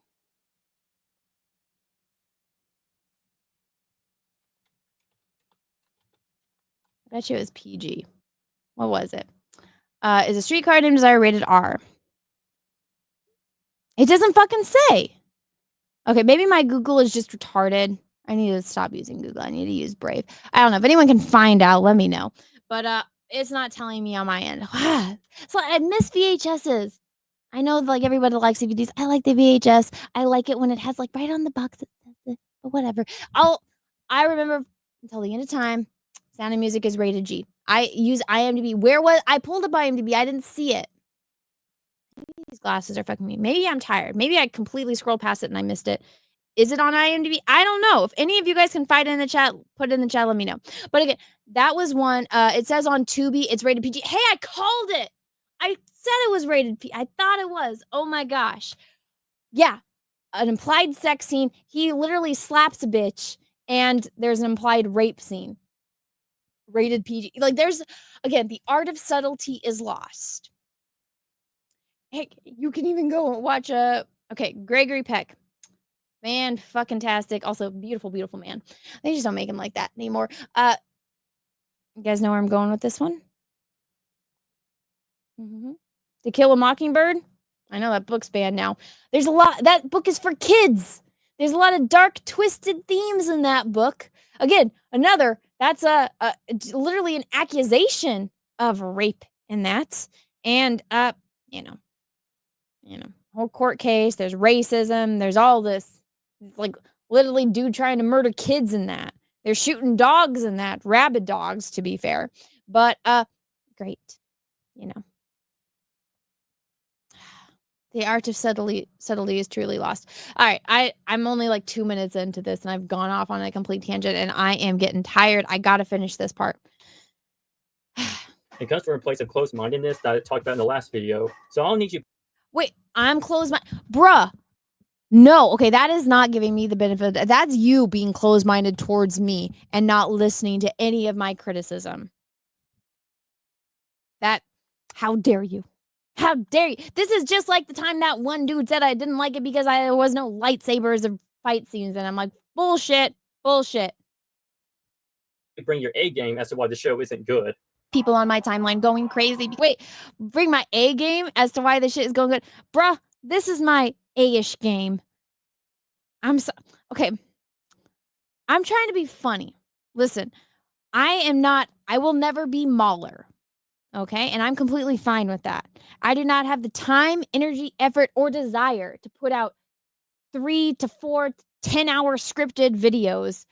I'm not calling Mahler autistic, but I do not have that. I am not autistic. I do not have the desire or the drive to go through things to that level of autism and put things together. This is me just venting my opinion and trying to do it in a funny, entertaining way. And yes, I'm a whammon.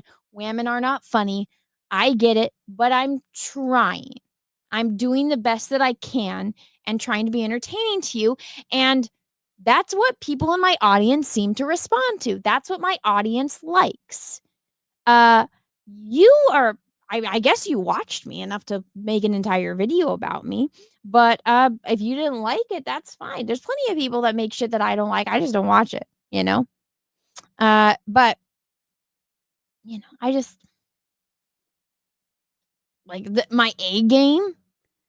This is my A attempt at being funny and being entertaining. If you don't find me entertaining, that's fine. I would like to say I am trying, though. I am trying to be funny, but apparently every joke I'm making is going over this person's head. Here we go. Because they're like, oh, but this is so modern. It's like, guys, Star Wars isn't supposed to be modern. It takes place in a galaxy far, far away. It's not present day California or Texas, right? It's not the United States of America that is dealing with, hold on, pause. I know. Oh my God, my face is stupid. Guys, do you guys like my hair parted like that or parted down the middle like this? I don't know. I always switch it up. And like every time I'm like, I feel confident enough to do a side-ish part, I'm just like, I look like I'm 16 and I switch it back to middle part. What do you guys think? My hair looks so cute here. I did my makeup here and everything. Yeah, I didn't do my A game. Bitch, I put makeup on. Do you know how hard it is to find time to do my hair and makeup when I got a newborn? Do you have any idea how hard that is? Put chopsticks in it. Tied back. Oh, wait. To the right. Okay, to the right. Middle. Tied back. Oh, my God. I like that offset, not center. I would say side part. Parted. Middle. Either way, it looks good. Oh, well, thank you. All right. Well, you always look nice. Thank you. Thank you, Paul. Okay, let's see. But yeah, he doesn't like this point. Out of all the points I make in this video, this is the one he doesn't like. Immigration problems. No, it's Star Wars in a galaxy far, far away. Putting in this current day news headline clickbait stuff in Star Wars, it's not going to age well. All right, why? Why isn't it going to age well? You don't. If you let me finish, I tell you. Bruh. And I say, I think he does put it in here. Like, it doesn't age well because America and American politics and America's border crisis is not the center of the universe. He's going to bring up, I should probably just let it play, but he's going to bring up Vietnam War. I'm sorry, but I know it was not a world war, but that affected the entire world. That is different. America border crisis is not the same thing as the Vietnam War. I don't know why I need to say that. I'm probably the last person that should be explaining politics or world history to anyone. Actually, I will be confident in some aspects of my knowledge of world history, but in this aspect, I never particularly found the Vietnam War particularly interesting, just specifically because my uncle was in it and he still has like severe like lung problems from being in the Vietnam War and being over in Vietnam. And so like because like any of the other wars, like I didn't know anyone from like obviously like I had like family members that were in World War II, but it's like they're older and when they do talk about it, it's like a little bit different versus like seeing someone like physically suffer from the side effects from like the gas from Vietnam. Like it's a little bit different. So like when it comes to that, like I guess it's a little bit too closer to home on the aspects of it. So like seeing it, I'm just like, that's my Uncle Jeff, so I don't like watching like documentaries or movies that take place during the Vietnam War. The closest I can get to is like Forrest Gump and, because, blah, blah, and all that kind of stuff. But when I watch it, I'm just like, that's why my Uncle Jeff is coughing, so it hits a little bit differently. And it's like a really messy type of situation, I just, is whole lot of mess that I don't want to get involved in, and I don't like that my uncle had to suffer the side effects of it. And so, like World War II is like fucking evil, like the embodiment of evil that humanity can stoop to. A little bit different. World War I, don't know anyone from that, and all the wars that precede that in history, don't know any. Civil War, I'm not even the biggest Civil War fan. No one should be a fan of the Civil War, but like I don't have interest in it compared to other aspects of it. I think it's more of like when you're interested in stuff like that, it's like the human condition type of aspects, or if like you're a boy, you're probably interested in like the battle strategics aspect of it. I'm 100% more in like what could drive a person to commit such atrocities. Like that's where my mind goes and try to understand it. But anyways, the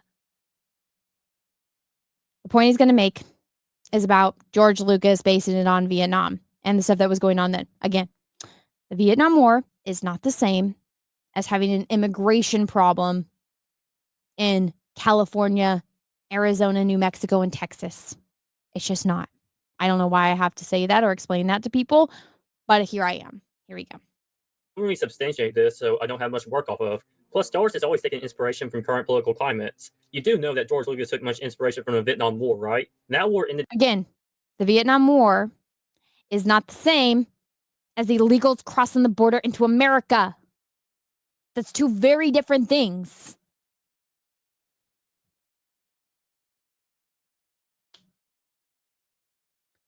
Just 2 years before the first movie came out. That was pretty modern for its time. And no one would argue that those movies had aged poorly for that reason. In fact, the vast majority of people claim that's because they're different. Again, that's like putting Orange Man. That's literally like them using the word insurrection in episode 8 and 9 of Andor. Because sorry to break it to you, the Imperials taking over Gorman is not the Gorman people turning on their own government. It's them turning on Imperials. That's not an insurrection. But because of what's going on in American fucking politics and Orange Man bad shit, they got to do that. And if you want to do that, there's ways to do it and be clever about it, but they're not clever, which is unfortunate. And that they haven't aged at all besides some of the effects. The prequels even took some inspiration from the war on terror post 9/11 and the Cold War, which ended just a few years. Oh my God, you mean the wars that affected pretty much the entire globe, not a bunch of illegals crossing the border in southern United States? Crazy how those things are different. Vastly fucking different. Oh my God. But I get it. They hate me. Remember, I'm the one that is supposedly making terrible arguments.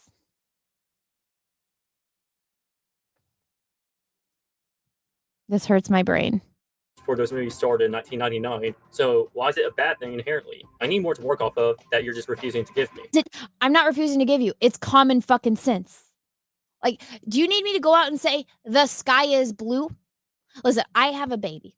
So one day I'm going to have to explain to her the concept of color, that the sky, that color in the sky, that's the color blue, that the color of my glasses is yellow, that this shirt that I'm wearing is black. One day I will have to explain those things to her, but when she's a little bit older, because right now she's a baby.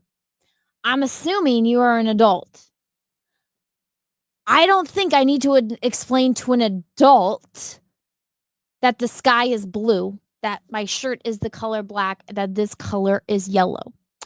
I don't think I need to explain to an adult that the Vietnam War, 9/11, and the Cold War are different and very different categories and severity than people coming into America illegally.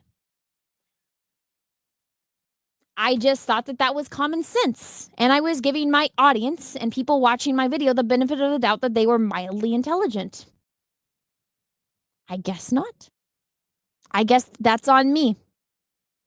I guess that is on me. I am sorry. Everyone in the chat that was confused about that, if you guys were like so distraught and unaware that immigration wasn't the same level of severity as 9/11, that's Vietnam and illegals crossing into California, New Mexico, Arizona, and Texas in current day American politics is not the same as Vietnam. I'm sorry. I'm sorry for thinking you were smarter. Like, you know what? I always wondered why that show, like, Are You Smarter Than a Fifth Grader, existed, but now I know why. Now I know why. Alrighty. Well, this is my fault for having more faith in humanity. I apologize to everyone here. What is that? Okay, here we go. Oh my goodness. Let's get back to it. Even entertaining, which is my key point. If you guys are going to be making Star Wars and telling stories, they at the very least have to be entertaining. This just isn't. I like how it's like putting the no one cares. But dude, you obviously care. You obviously care about my opinion because you made a video about me. So this whole meme in and of itself proves that you do care. You do care. So this isn't even an own on me. This is own on you.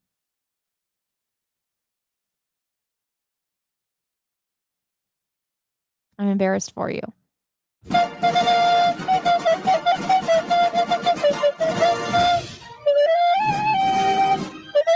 my God, this is not sped up. It needs to be sped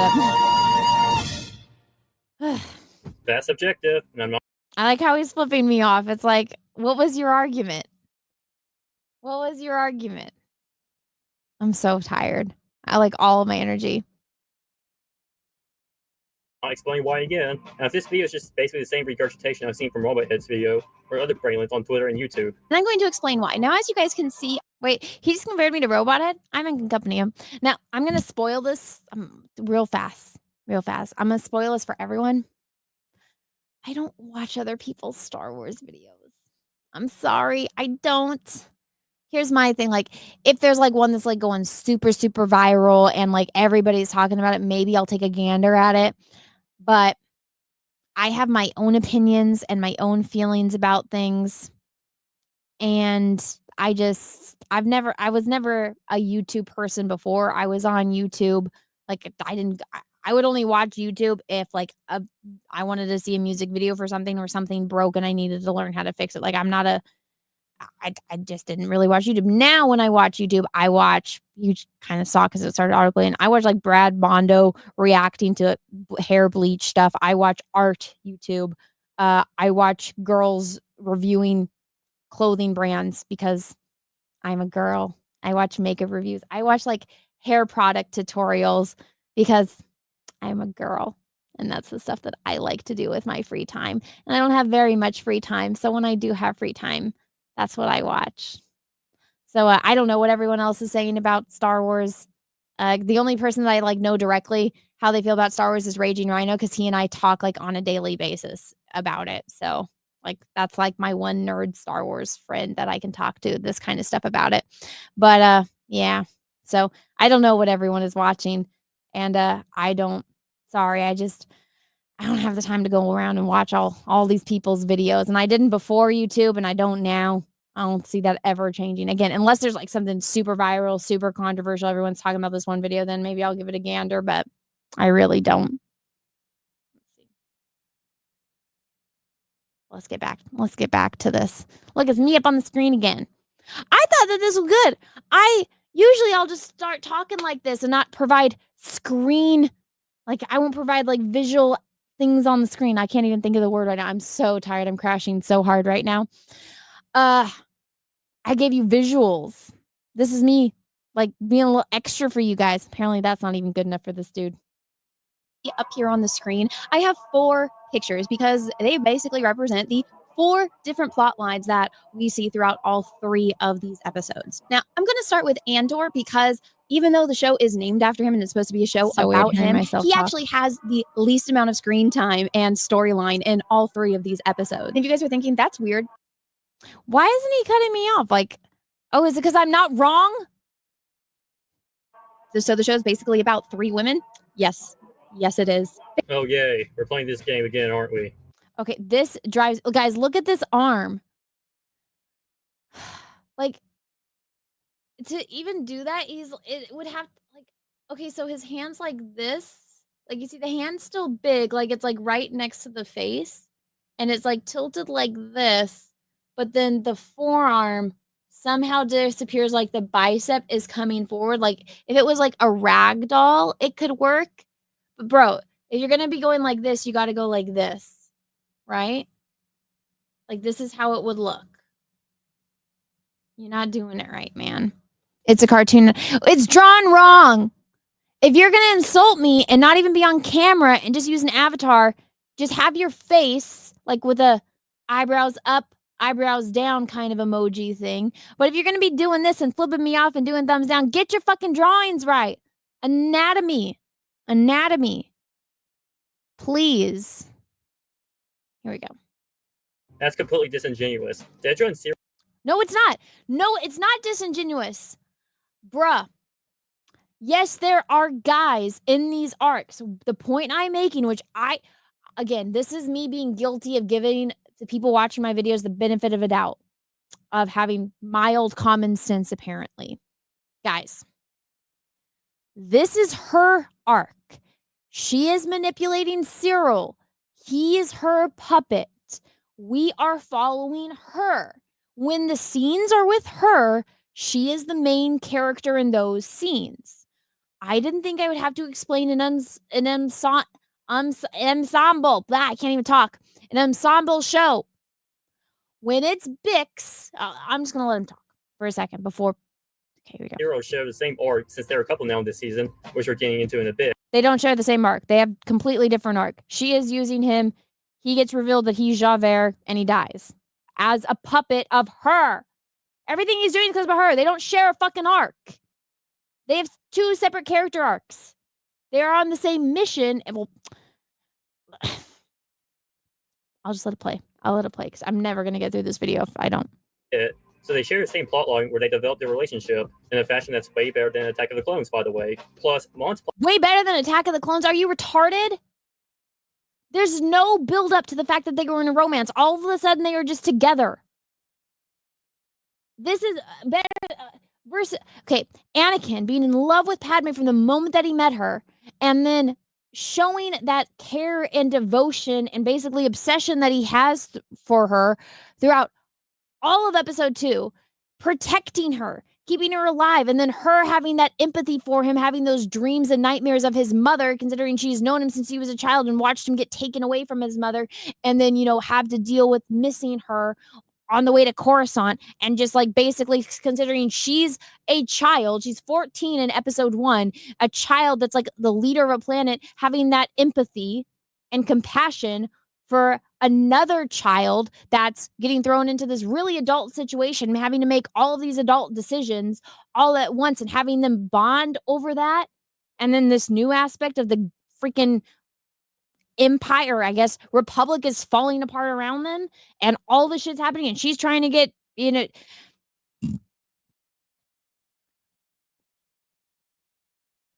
whatever IQ level I thought this guy had, it just dropped significantly. This hurts my head.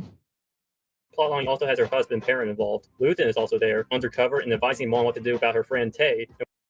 Again, who is the main character in Mon Mothma's arc? Is it Mon Mothma? Is everything in this revolving around Mon fucking Mothma? Yes, this is the way ensembles work. There is the lead, and then there are the supporting characters. She is the lead. Luthen is supporting. Everyone else is supporting. The only reason all of this is happening is because it's completely revolving around Mon Mothma. Crazy. And what else is happening with the rebellion? On Mina Rao, it's not just Bix. There's B. I never said it was just Bix. She is the main character that we follow. I couldn't even remember this dude's name. I could not remember him from season 1. The other dude, I don't even remember him being in season 1 either. Like, I have more memory of this dude than the other dude. But you cannot tell me that all of this, like, it was her. She was the lead of this. Everything was following her.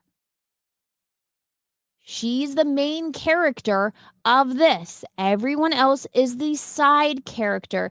Just like not this dude, the other dude that they show in the next few episodes. He has his own little adventure, and he is the one whose story we are following.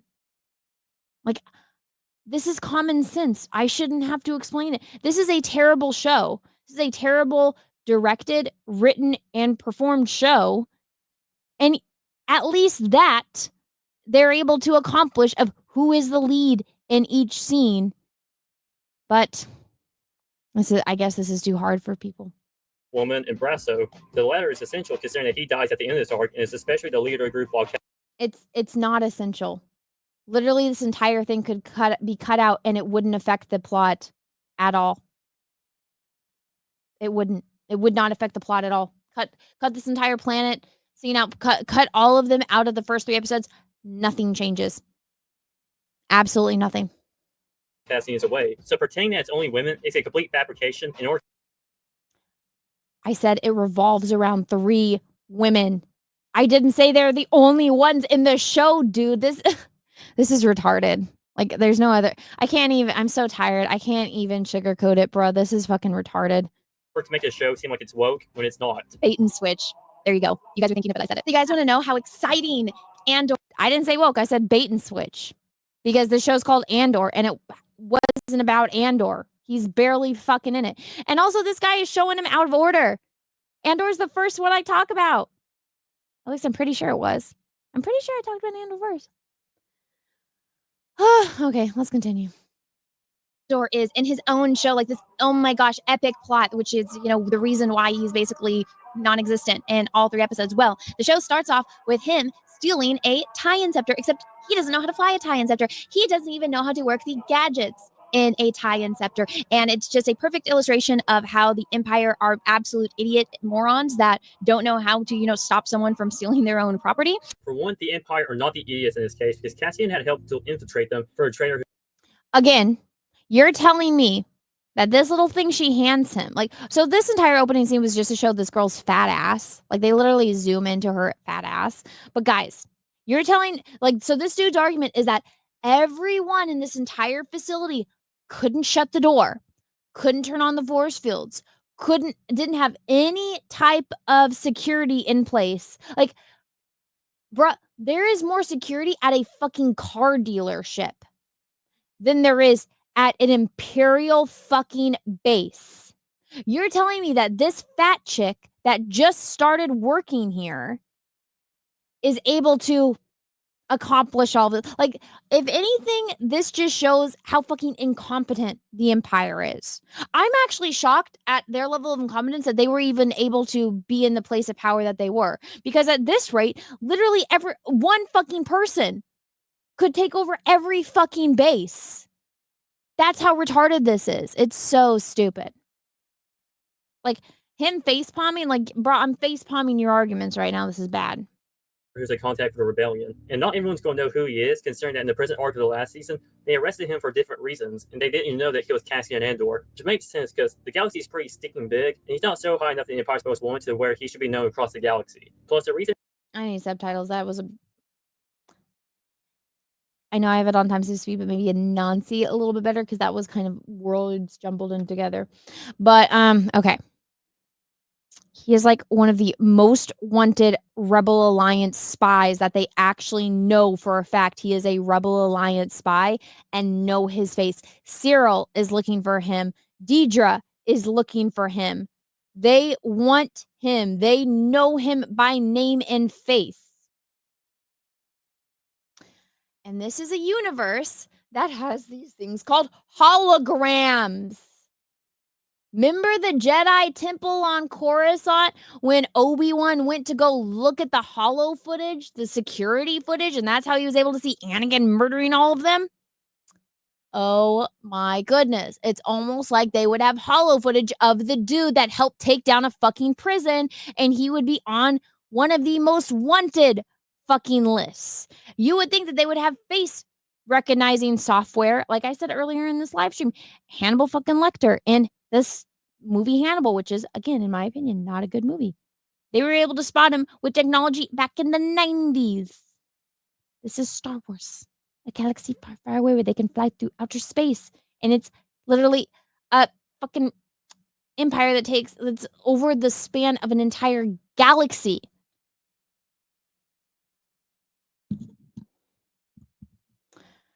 This hurts my head. This hurts my head.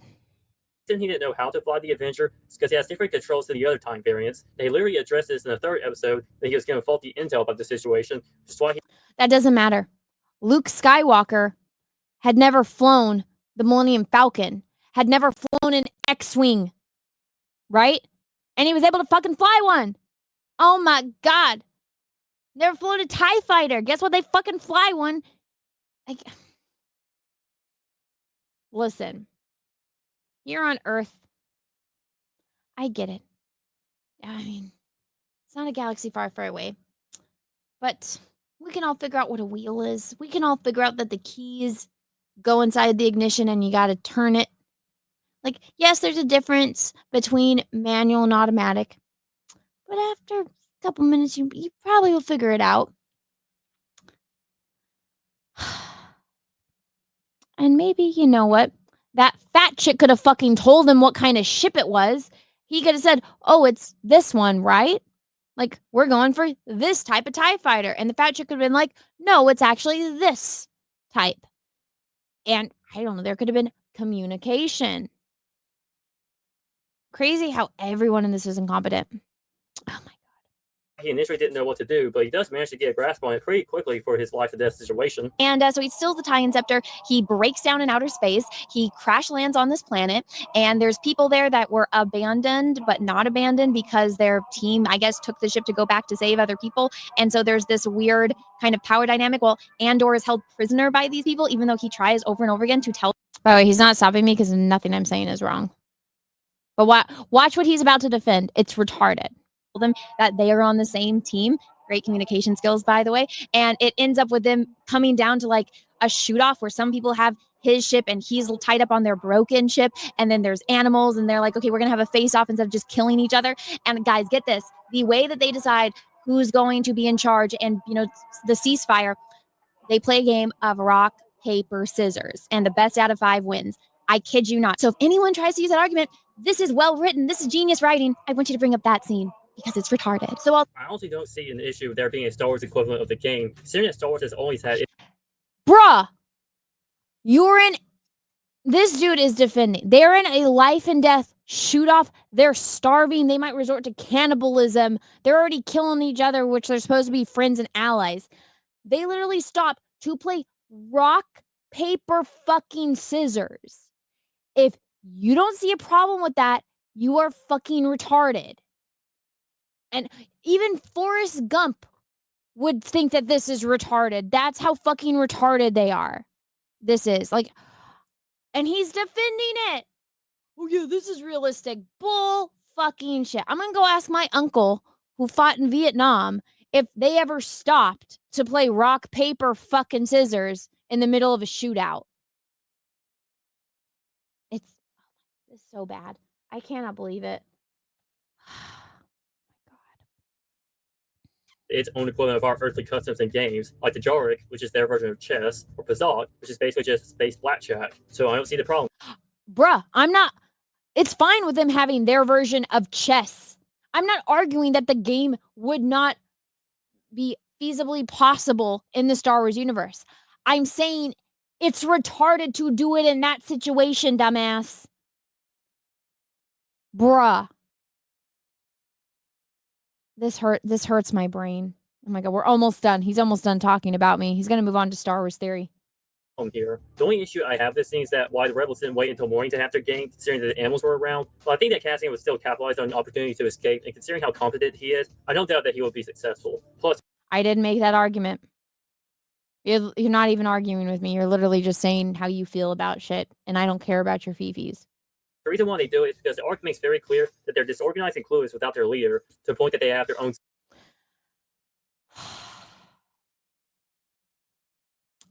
If breathing wasn't a reflex, so many people would be dead. And I've said that time and time again since I have been on the internet. How the fuck? Like, just because they're disorganized doesn't mean that they need to be stupid. It does not mean that they need to be retarded.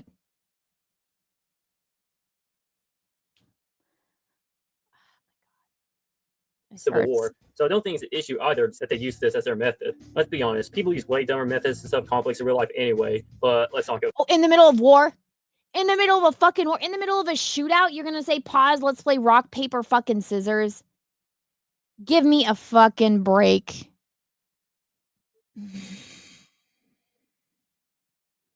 My head hurts.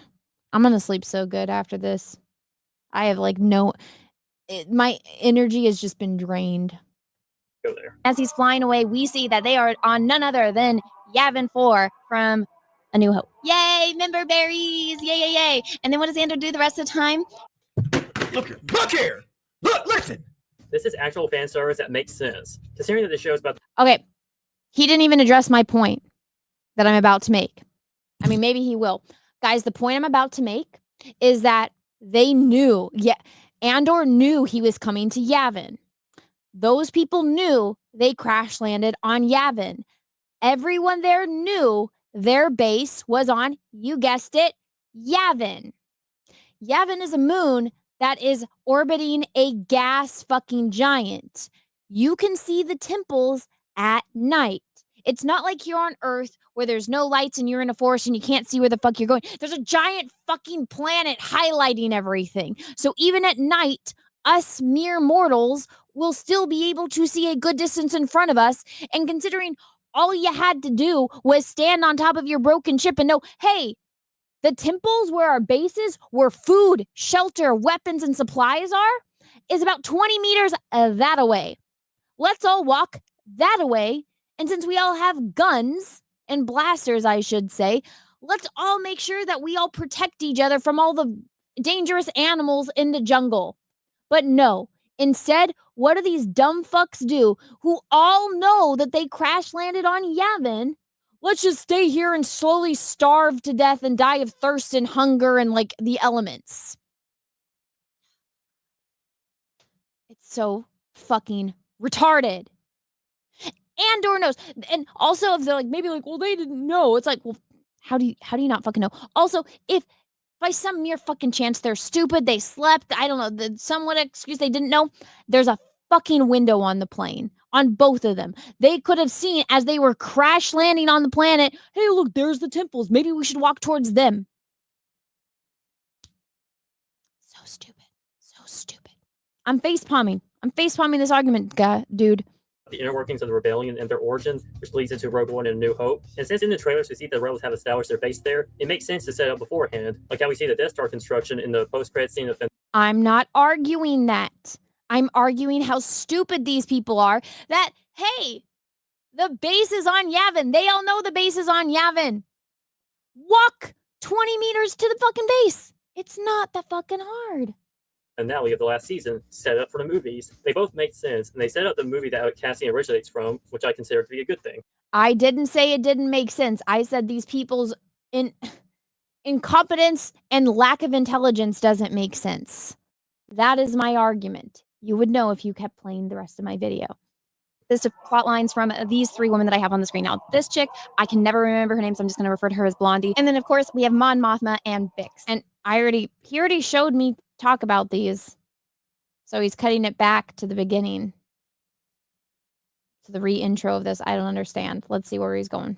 Now, let's just go to Blondie since she's easy. Nothing really happens with her either. So she is now, I guess, dating and living with that dude from season 1 that was, Imperial, and then he was living with his mother for whatever reasons. Somehow they got together. I must have missed that. And she is at some secret meeting that Krennic, the big bad guy from Rogue One, is holding, and how they want to take over this planet that is making basically their version of silk with these spiders, and they want to take over this planet because the entire planet just mass produced, their linens and stuff, and so they just want to take over that planet. And Krennic goes up to her because he's like, "You had a plan before I was even done with my sentence," and then she's like, "Okay, bro, this is too much of my video. I'm falling asleep, guys. I've been going for almost 2.5 hours. I don't care. This is just my video at this point." Like, well, you got to do this, da, da, da. So she's like some evil genius. And then it cuts to her and her boyfriend getting ready because his mother is going to come over for dinner. I'm not kidding. That's really what happens. And then the mother's being overbearing, as most mothers are. And once the boy leaves the room, she basically has a one-on-one with the mother being like, this is how it's going to be, lays down the law. And she obviously wears the pants in the relationship. And that is her plot in 3 episodes. Right? Wrong. For one, it's not out of nowhere. It was set up in the last season, especially with... It was not. There's no romance. Also, if you're going to use my video, cut it point by point. Don't play my video for 2 minutes uninterrupted. Like, that was the first point I made. Address the point, then cut. I know it's a lot of cutting, but at this point, like, that's too much of like unaltered content, in my opinion. And no, I don't believe it was set up. That's not romantic. Just because a guy saved her does not mean that's immediate romance. Cyril saving her from the writers here in the finale. Seems like you didn't even bother rewatching the last season to prepare for your analysis of the show. So why would I what? Wait. Why would I have to rewatch it? It should have been so good that I would have remembered all of it, right? It should have stuck in my mind. No, I gotta do this just shows how bad of a show it is. If I have to do homework, like, I should be able to just watch it once. That's it. Like, watch it once, and it should be so iconic and memorable that it stays in my mind, that I don't need to go and do fucking homework on it. And yeah, I don't remember this. It was not significant. It was not done well, in my opinion, or else I would remember it. It's on 1.25 speed. I think this is so slow. I think he is talking like snails, like speed, but that's just me. Or so horrible that it's stuck in your mind. Yeah, it didn't. It phased out of my mind because it's so pointless. always nice to know that you can't put in the effort to actually remember the season that this one's building off of, so you just make baseless claims. As for her, I didn't make baseless claims. I literally said you showed the footage. You showed my uninterrupted footage of me saying I didn't remember. I said, if it was there, I don't remember. I could have lied and, bullshitted, but I didn't. I was honest. I said I didn't remember. And I even said, if it was set up, it went over my head. As a woman, and I'm pretty, maybe I want to say as a woman, I could probably like say that I've watched more like romance than this dude has, but I don't know. Apparently, I've watched more war movies and like more classics than this dude has. Maybe this dude's a big romance fan, but there was no hint at romance between them. Out of all, and I would like to stake my credibility as a woman and my knowledge of the romance and, relationship department, because that's typically what women are more interested in. Let's be honest, but I get it. Maybe that's a little bit too traditional of me. Maybe let me be a little bit more progressive. I don't know. Maybe this is a very modern gentleman, and he's all up on the times. He's not one of those gender conformist dudes, and maybe he's the guy that's like, "Hey, hun, between Rambo and The Notebook, I'm gonna pick The Notebook." I don't know. Maybe I could be wrong. Maybe maybe that's his thing, and he's just like more up to speed on the romance aspect of movies than I am. I don't know. Maybe this is a chick flick. Oh shit! It's like you didn't even bother rewatching the last season to prepare for your analysis of the show. It's always nice to know that you. I didn't do an analysis. Don't flip me off, bro. I'm not doing an analysis of the show. I'm giving my summary and my 2 cents on the 3 episodes that I covered. I didn't title my video "Deep Analysis of Andor." If you want that kind of shit, go watch Mahler. Right? That's not what I'm doing. And you would know if you watched it, which I would assume by the amount of footage of my video you used, you did watch it, but you're not really addressing the points that I make. It's like, so here's the thing. These people it's like the people that get mad at me on Twitter.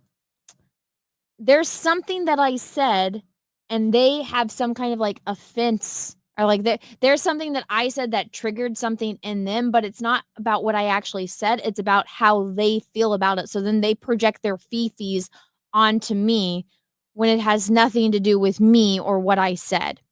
So, Can't put in the effort to actually remember the season that this one's building off of, so you just I did put in the effort. I was struggling to remember, and I couldn't because it wasn't memorable. That's not my fault. That's the storytelling fault. Baseless claims. As for her being more mentally, it's not baseless claims. I literally fucking said I can't remember. I don't think so. But I don't know because I can't remember. Me making a baseless claim would have been me like saying definitively there was none of that. I remember. be stronger out of the pair. What's wrong with that? It's clearly established that Cyril has self-esteem and confidence issues, and Detra is the older one out of the two. Is gay. How do you know she's older? I mean, maybe the actress and actor are older in real life, but how do you know? They didn't establish their age. She could just look older because she's got a more stressful job than him. How dare you just assume this woman's age? That's something you don't do to women. That's not something you need to say. Bro, I'm going to tell you right now. Never say that about a woman's age. I know she's a evil, manipulative bitch in this show, but don't do that. Don't do that. There's been no indication in this show at all. I mean, yes, maybe the actress herself is older. I don't know. I'm not looking into them that hard. But again, if you go and look at the pictures of people that fought in World War II, it's like 4 years earlier plus post. They age a lot quicker. She has a much more high-stress job than Cyril does. Maybe and based on what she says to his mom about how she was in the Imperial work or youth camps, which didn't even exist back then, or in the time that she claimed to have been there, which maybe that some people were saying, oh, maybe she's actually Andor's lost sister. It doesn't make any sense to me either because, again, the actress is clearly too old. But I don't know. Maybe she's just hardened by war, and so she's aging significantly faster. Maybe that's going to be part of her fucking story. I don't know. Don't assume her age, dude. Never do that to a woman. Never.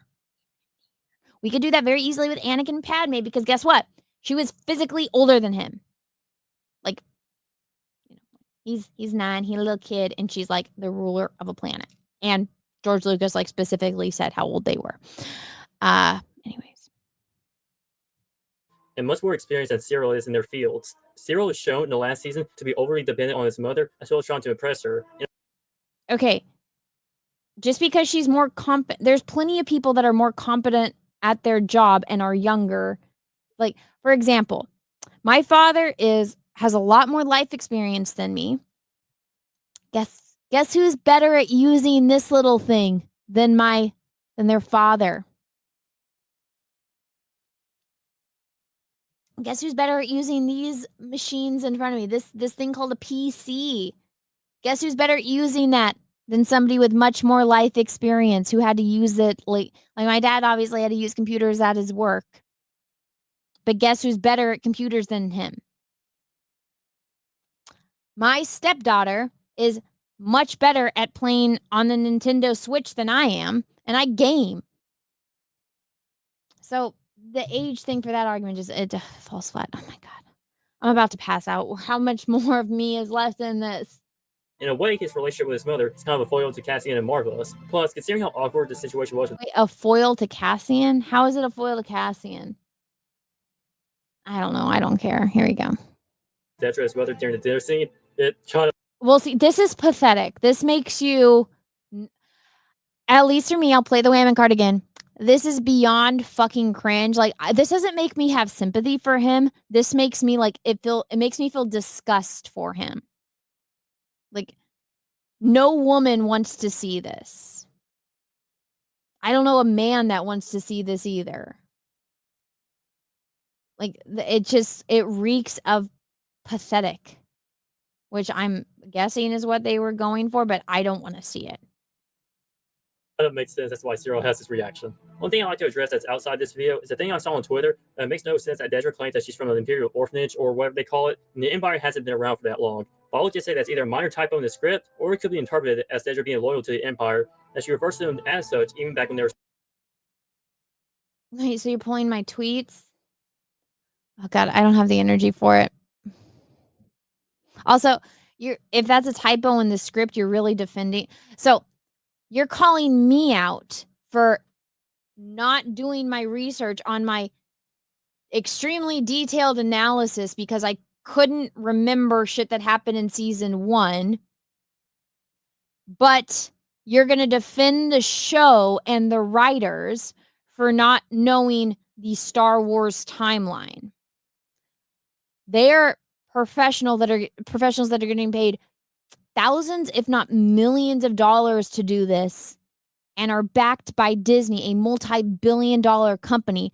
I'm just some chick that talks about Star Wars on the internet. But sure, I'm getting held accountable for a 13-minute YouTube video I made, but Disney on an entire most expensive show ever made, that's fine. They can do no wrong. I'm the embodiment of all evil, apparently. Still just a republic, which I don't have any trouble believing considering her character, but at most, it's just a minor issue. Before moving on to the next video, I have just one more thing to cover with Anna. On Twitter, she mocks the kiss scene between Vel and Cinta in the second arc of... He's pulling up this? Was this him? Okay, so I'm going to read this tweet to you. So this is the mean tweet and then my quote tweet. So this is what the tweet that he's probably going to defend is saying. Well, he's flipping me off. So so I'm the bad guy in this situation. Remember that again. So this is a person named Skid says, I guess their relationship was too subtle for a bimbo like you to notice. Plus, stuff like KOTOR already had gay characters like Giovanni. I guess it's only ever bad when this show does anything. So I'm getting called a bimbo. I did play KOTOR. I know about the relationship. Also, I never... Listen, this shows you how stupid people... so people get... I put out a simple tweet. Like, I tweet LOL and the internet loses its mind.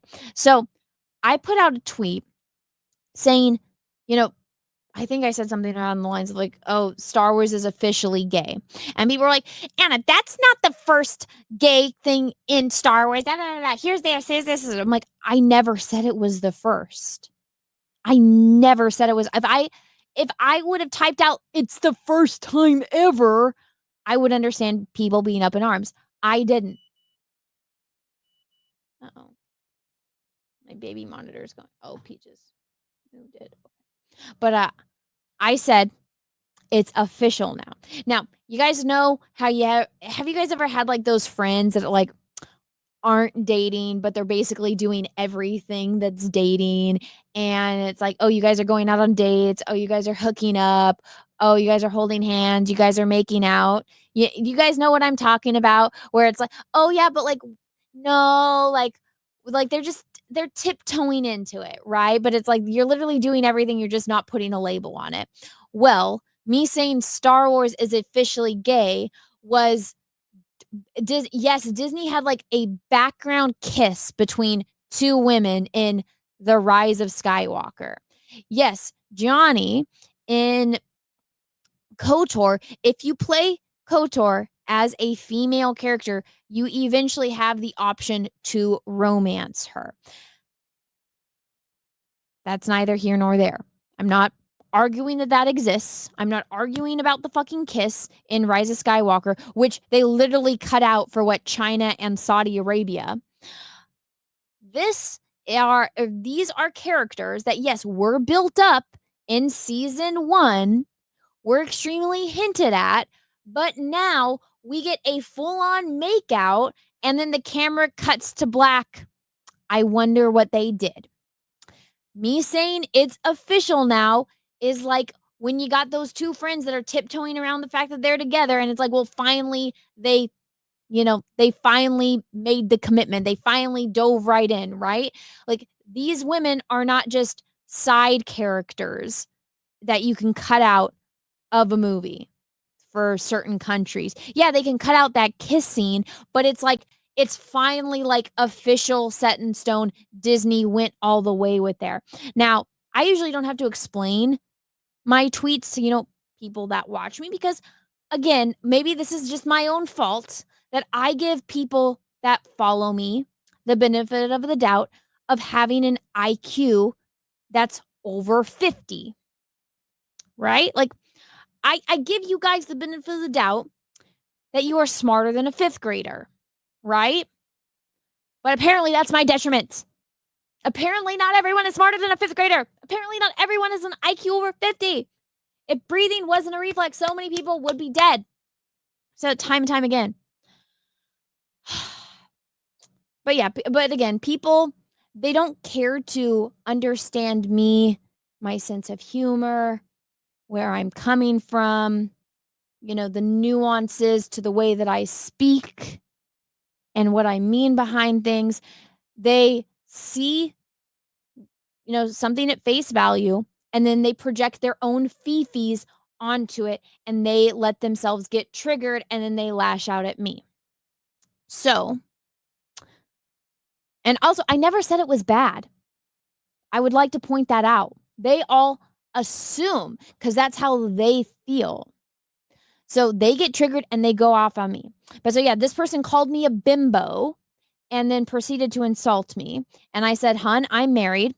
I never said they were the first and only gay characters, nor did I say it was bad. All you did here was expose your own bias.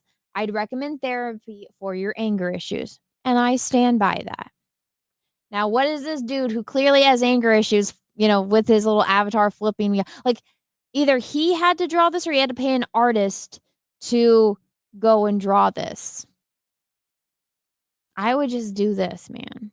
Or just put the emoji in. But he went to the extra effort to make sure that his avatar had flip off emojis. I get it. Grift is gonna grift, dude. I totally understand. Like sometimes I do it in videos where I'm like, fuck you, Disney. Like, fuck you for what you did to Luke Skywalker kind of thing. But this is somebody that has this ready to go. And personally, I don't think I deserve to be flipped off for defending myself. But let's see, what does he have to say?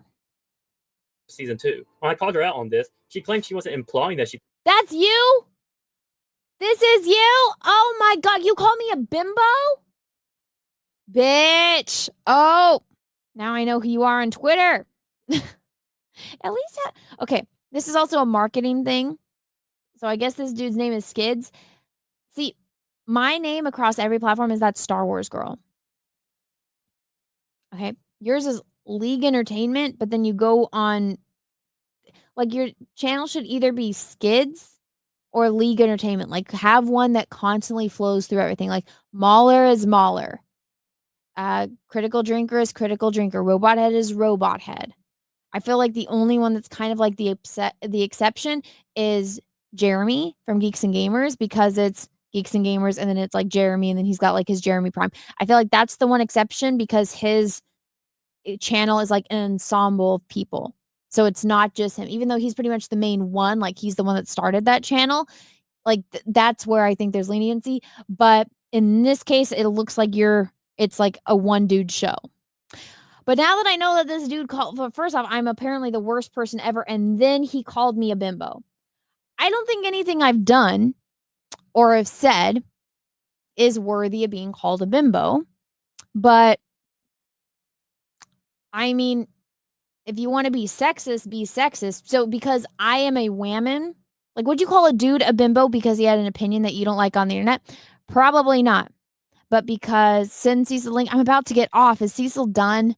Does Cecil want the link? I can talk to Cecil tomorrow when it's Jack show. I'm opening up my Twitter.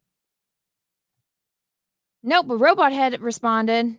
So Robot Head will be on next week.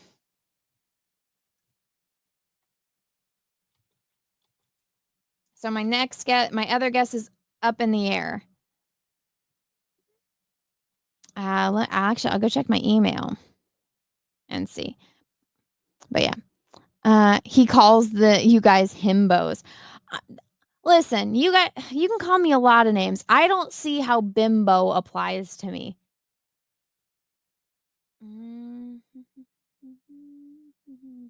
No, my other potential guest has not replied to me yet.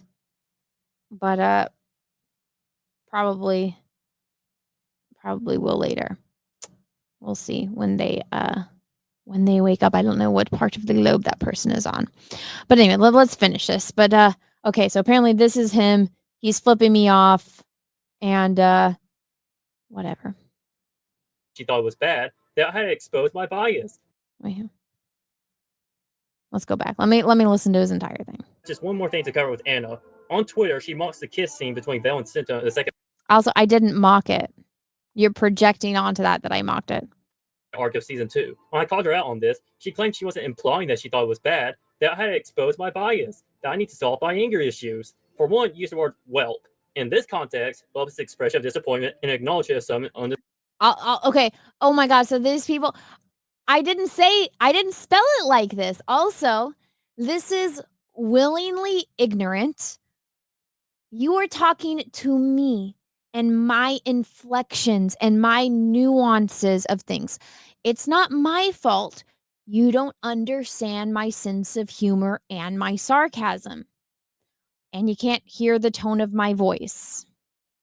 Also, I didn't spell it like this. I didn't spell whelp. I spelled it WHELP.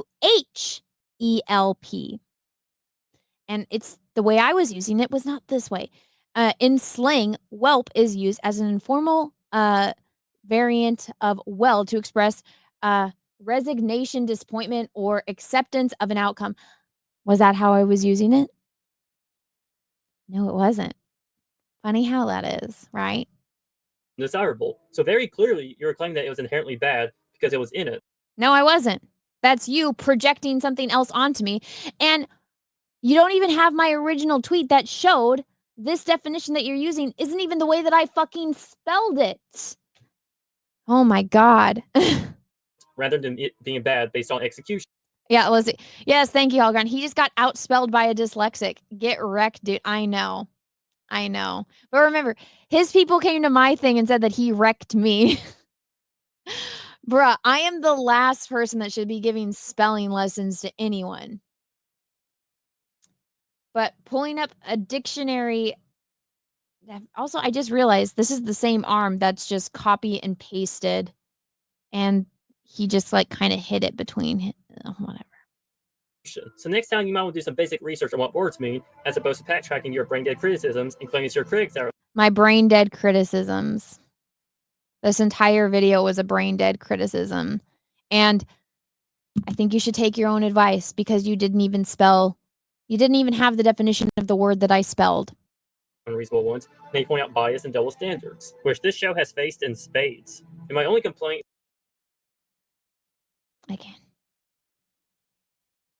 The hypocrisy. is that The Rise of Skywalker had a kiss first, as opposed to this show, where it's meaningfully used for two developed characters. Now I they're never done with argued Anna that. here, it's time to move on to Star Wars theory. I never argue that. Okay, so now he's gonna go argue with Star Wars theory. We are fucking done. But that was League Entertainment. The dude that apparently, however long I covered that for, willingly took things I said out of context, misrepresented pretty much everything I said, and was not intelligent enough to understand the points that I was saying. And I cannot even believe the dyslexic is winning at the spelling war here. Oh my God. Well, I'm so tired. I'm going to read these super chats. Were you guys entertained? Put a 1 in the chat if you guys were entertained. 2 if you're like, Anna, please never do this again. Let's see. I almost fell asleep listening to that guy. I had to listen to that at 1.25 speed. I'm a two times speed always.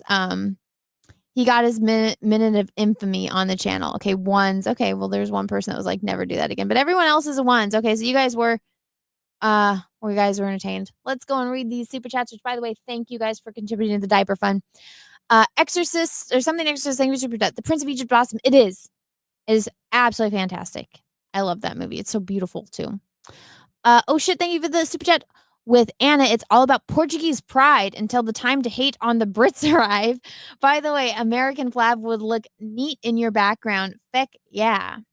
I used to have the Portuguese flag and the Danish flag, and I think I have like the Starfleet Academy flag, but I got a lot of shit in my background. I don't got another space for a flag. But thank you for the super chat. Russell, thank you. Why do you torture yourself, Anna? I do it for you, Russell. Just for you. Something next to this thing. The best Star Wars channel in Japan. Hey, thank you. Thank you. Russell, thank you. The 2 illegal gangs have probably ripped more. Oh my God. Thank you, Russell. Russell again. He's probably a thalidomide baby, you monster. Oh no, Russell, you're right. Oh, my bad. My bad. And that's all for super chats. Thank you so much. I am going to promote my campaign one more time. And for those that, where is it? For those that missed it, I forgot that this weekend was Mother's Day. I'm going to be out of town. So I am actually going to do my closeout tomorrow on Jack Show. Tomorrow on Jack Show. So let me refresh. So right now we are at 4,485 with 65 backers. We're 89% of the way funded. Let's see if this went up at all. Let's see. Drum roll, drum roll, drum roll. Nope. It's okay. Thank you so much, guys. We are so close to making it. Back it if you haven't yet. Maybe back it tomorrow during my close-ish out stream. If we don't make it to the goal, then this doesn't happen. So we need to make this goal by tomorrow at midnight. And if not, it is lost forever. So, guys, go and back it now if you haven't. And if you have backed it, thank you so much. I appreciate you. But yeah, guys, I'm about to pass out. Thanks for hanging out, everyone hanging out here and also over on Twitch. You guys are fucking phenomenal. I want to just remind everyone, I am now going back to the way I used to do things where I re-uploaded my live streams onto my live channel. So if you guys are not subscribed, go over to my channel, That's Star Wars Girl Live. What I do here on my channel is after my streams are done, I make them members only. And the way to go and watch my streams is you guys can go and re-watch them here on my live channel. So it's very simple. That's Star Wars Girl Live. Go and subscribe if you haven't already. That way, in case you guys miss my live streams, you guys can all catch them there. It is linked down below in the description of this video. Also, go and here, I'll put the link in the chat right now. Go over there and subscribe if you guys want to catch the replay, or if you want the convenience of just rewatching it here on my channel, become a member and support my channel. That's how you guys do it. Again, thank you for everyone watching here on YouTube, everyone that's watching over on Twitch, and everyone that's watching over on Twitter. You guys are awesome. Thank you so much for being here. I got to go pass the fuck out. I'm hosting Jack tomorrow. I haven't invited any guests, but if you guys want me to invite someone, email me, tag me somewhere. Let me know who you guys want to have on. I am going to fucking bed and I'm going to pass the fuck out and then I'm going to wake up and go to the gym tomorrow. I will see you guys all a little bit later. Good night. I love you. Peace. I'll tell you where I thought I came in the forest, when the lightsaber goes like this and flies off. I said, oh, what a great entrance. Ah! Ray caught it? She hasn't even been to Dagobah for training. What's the deal?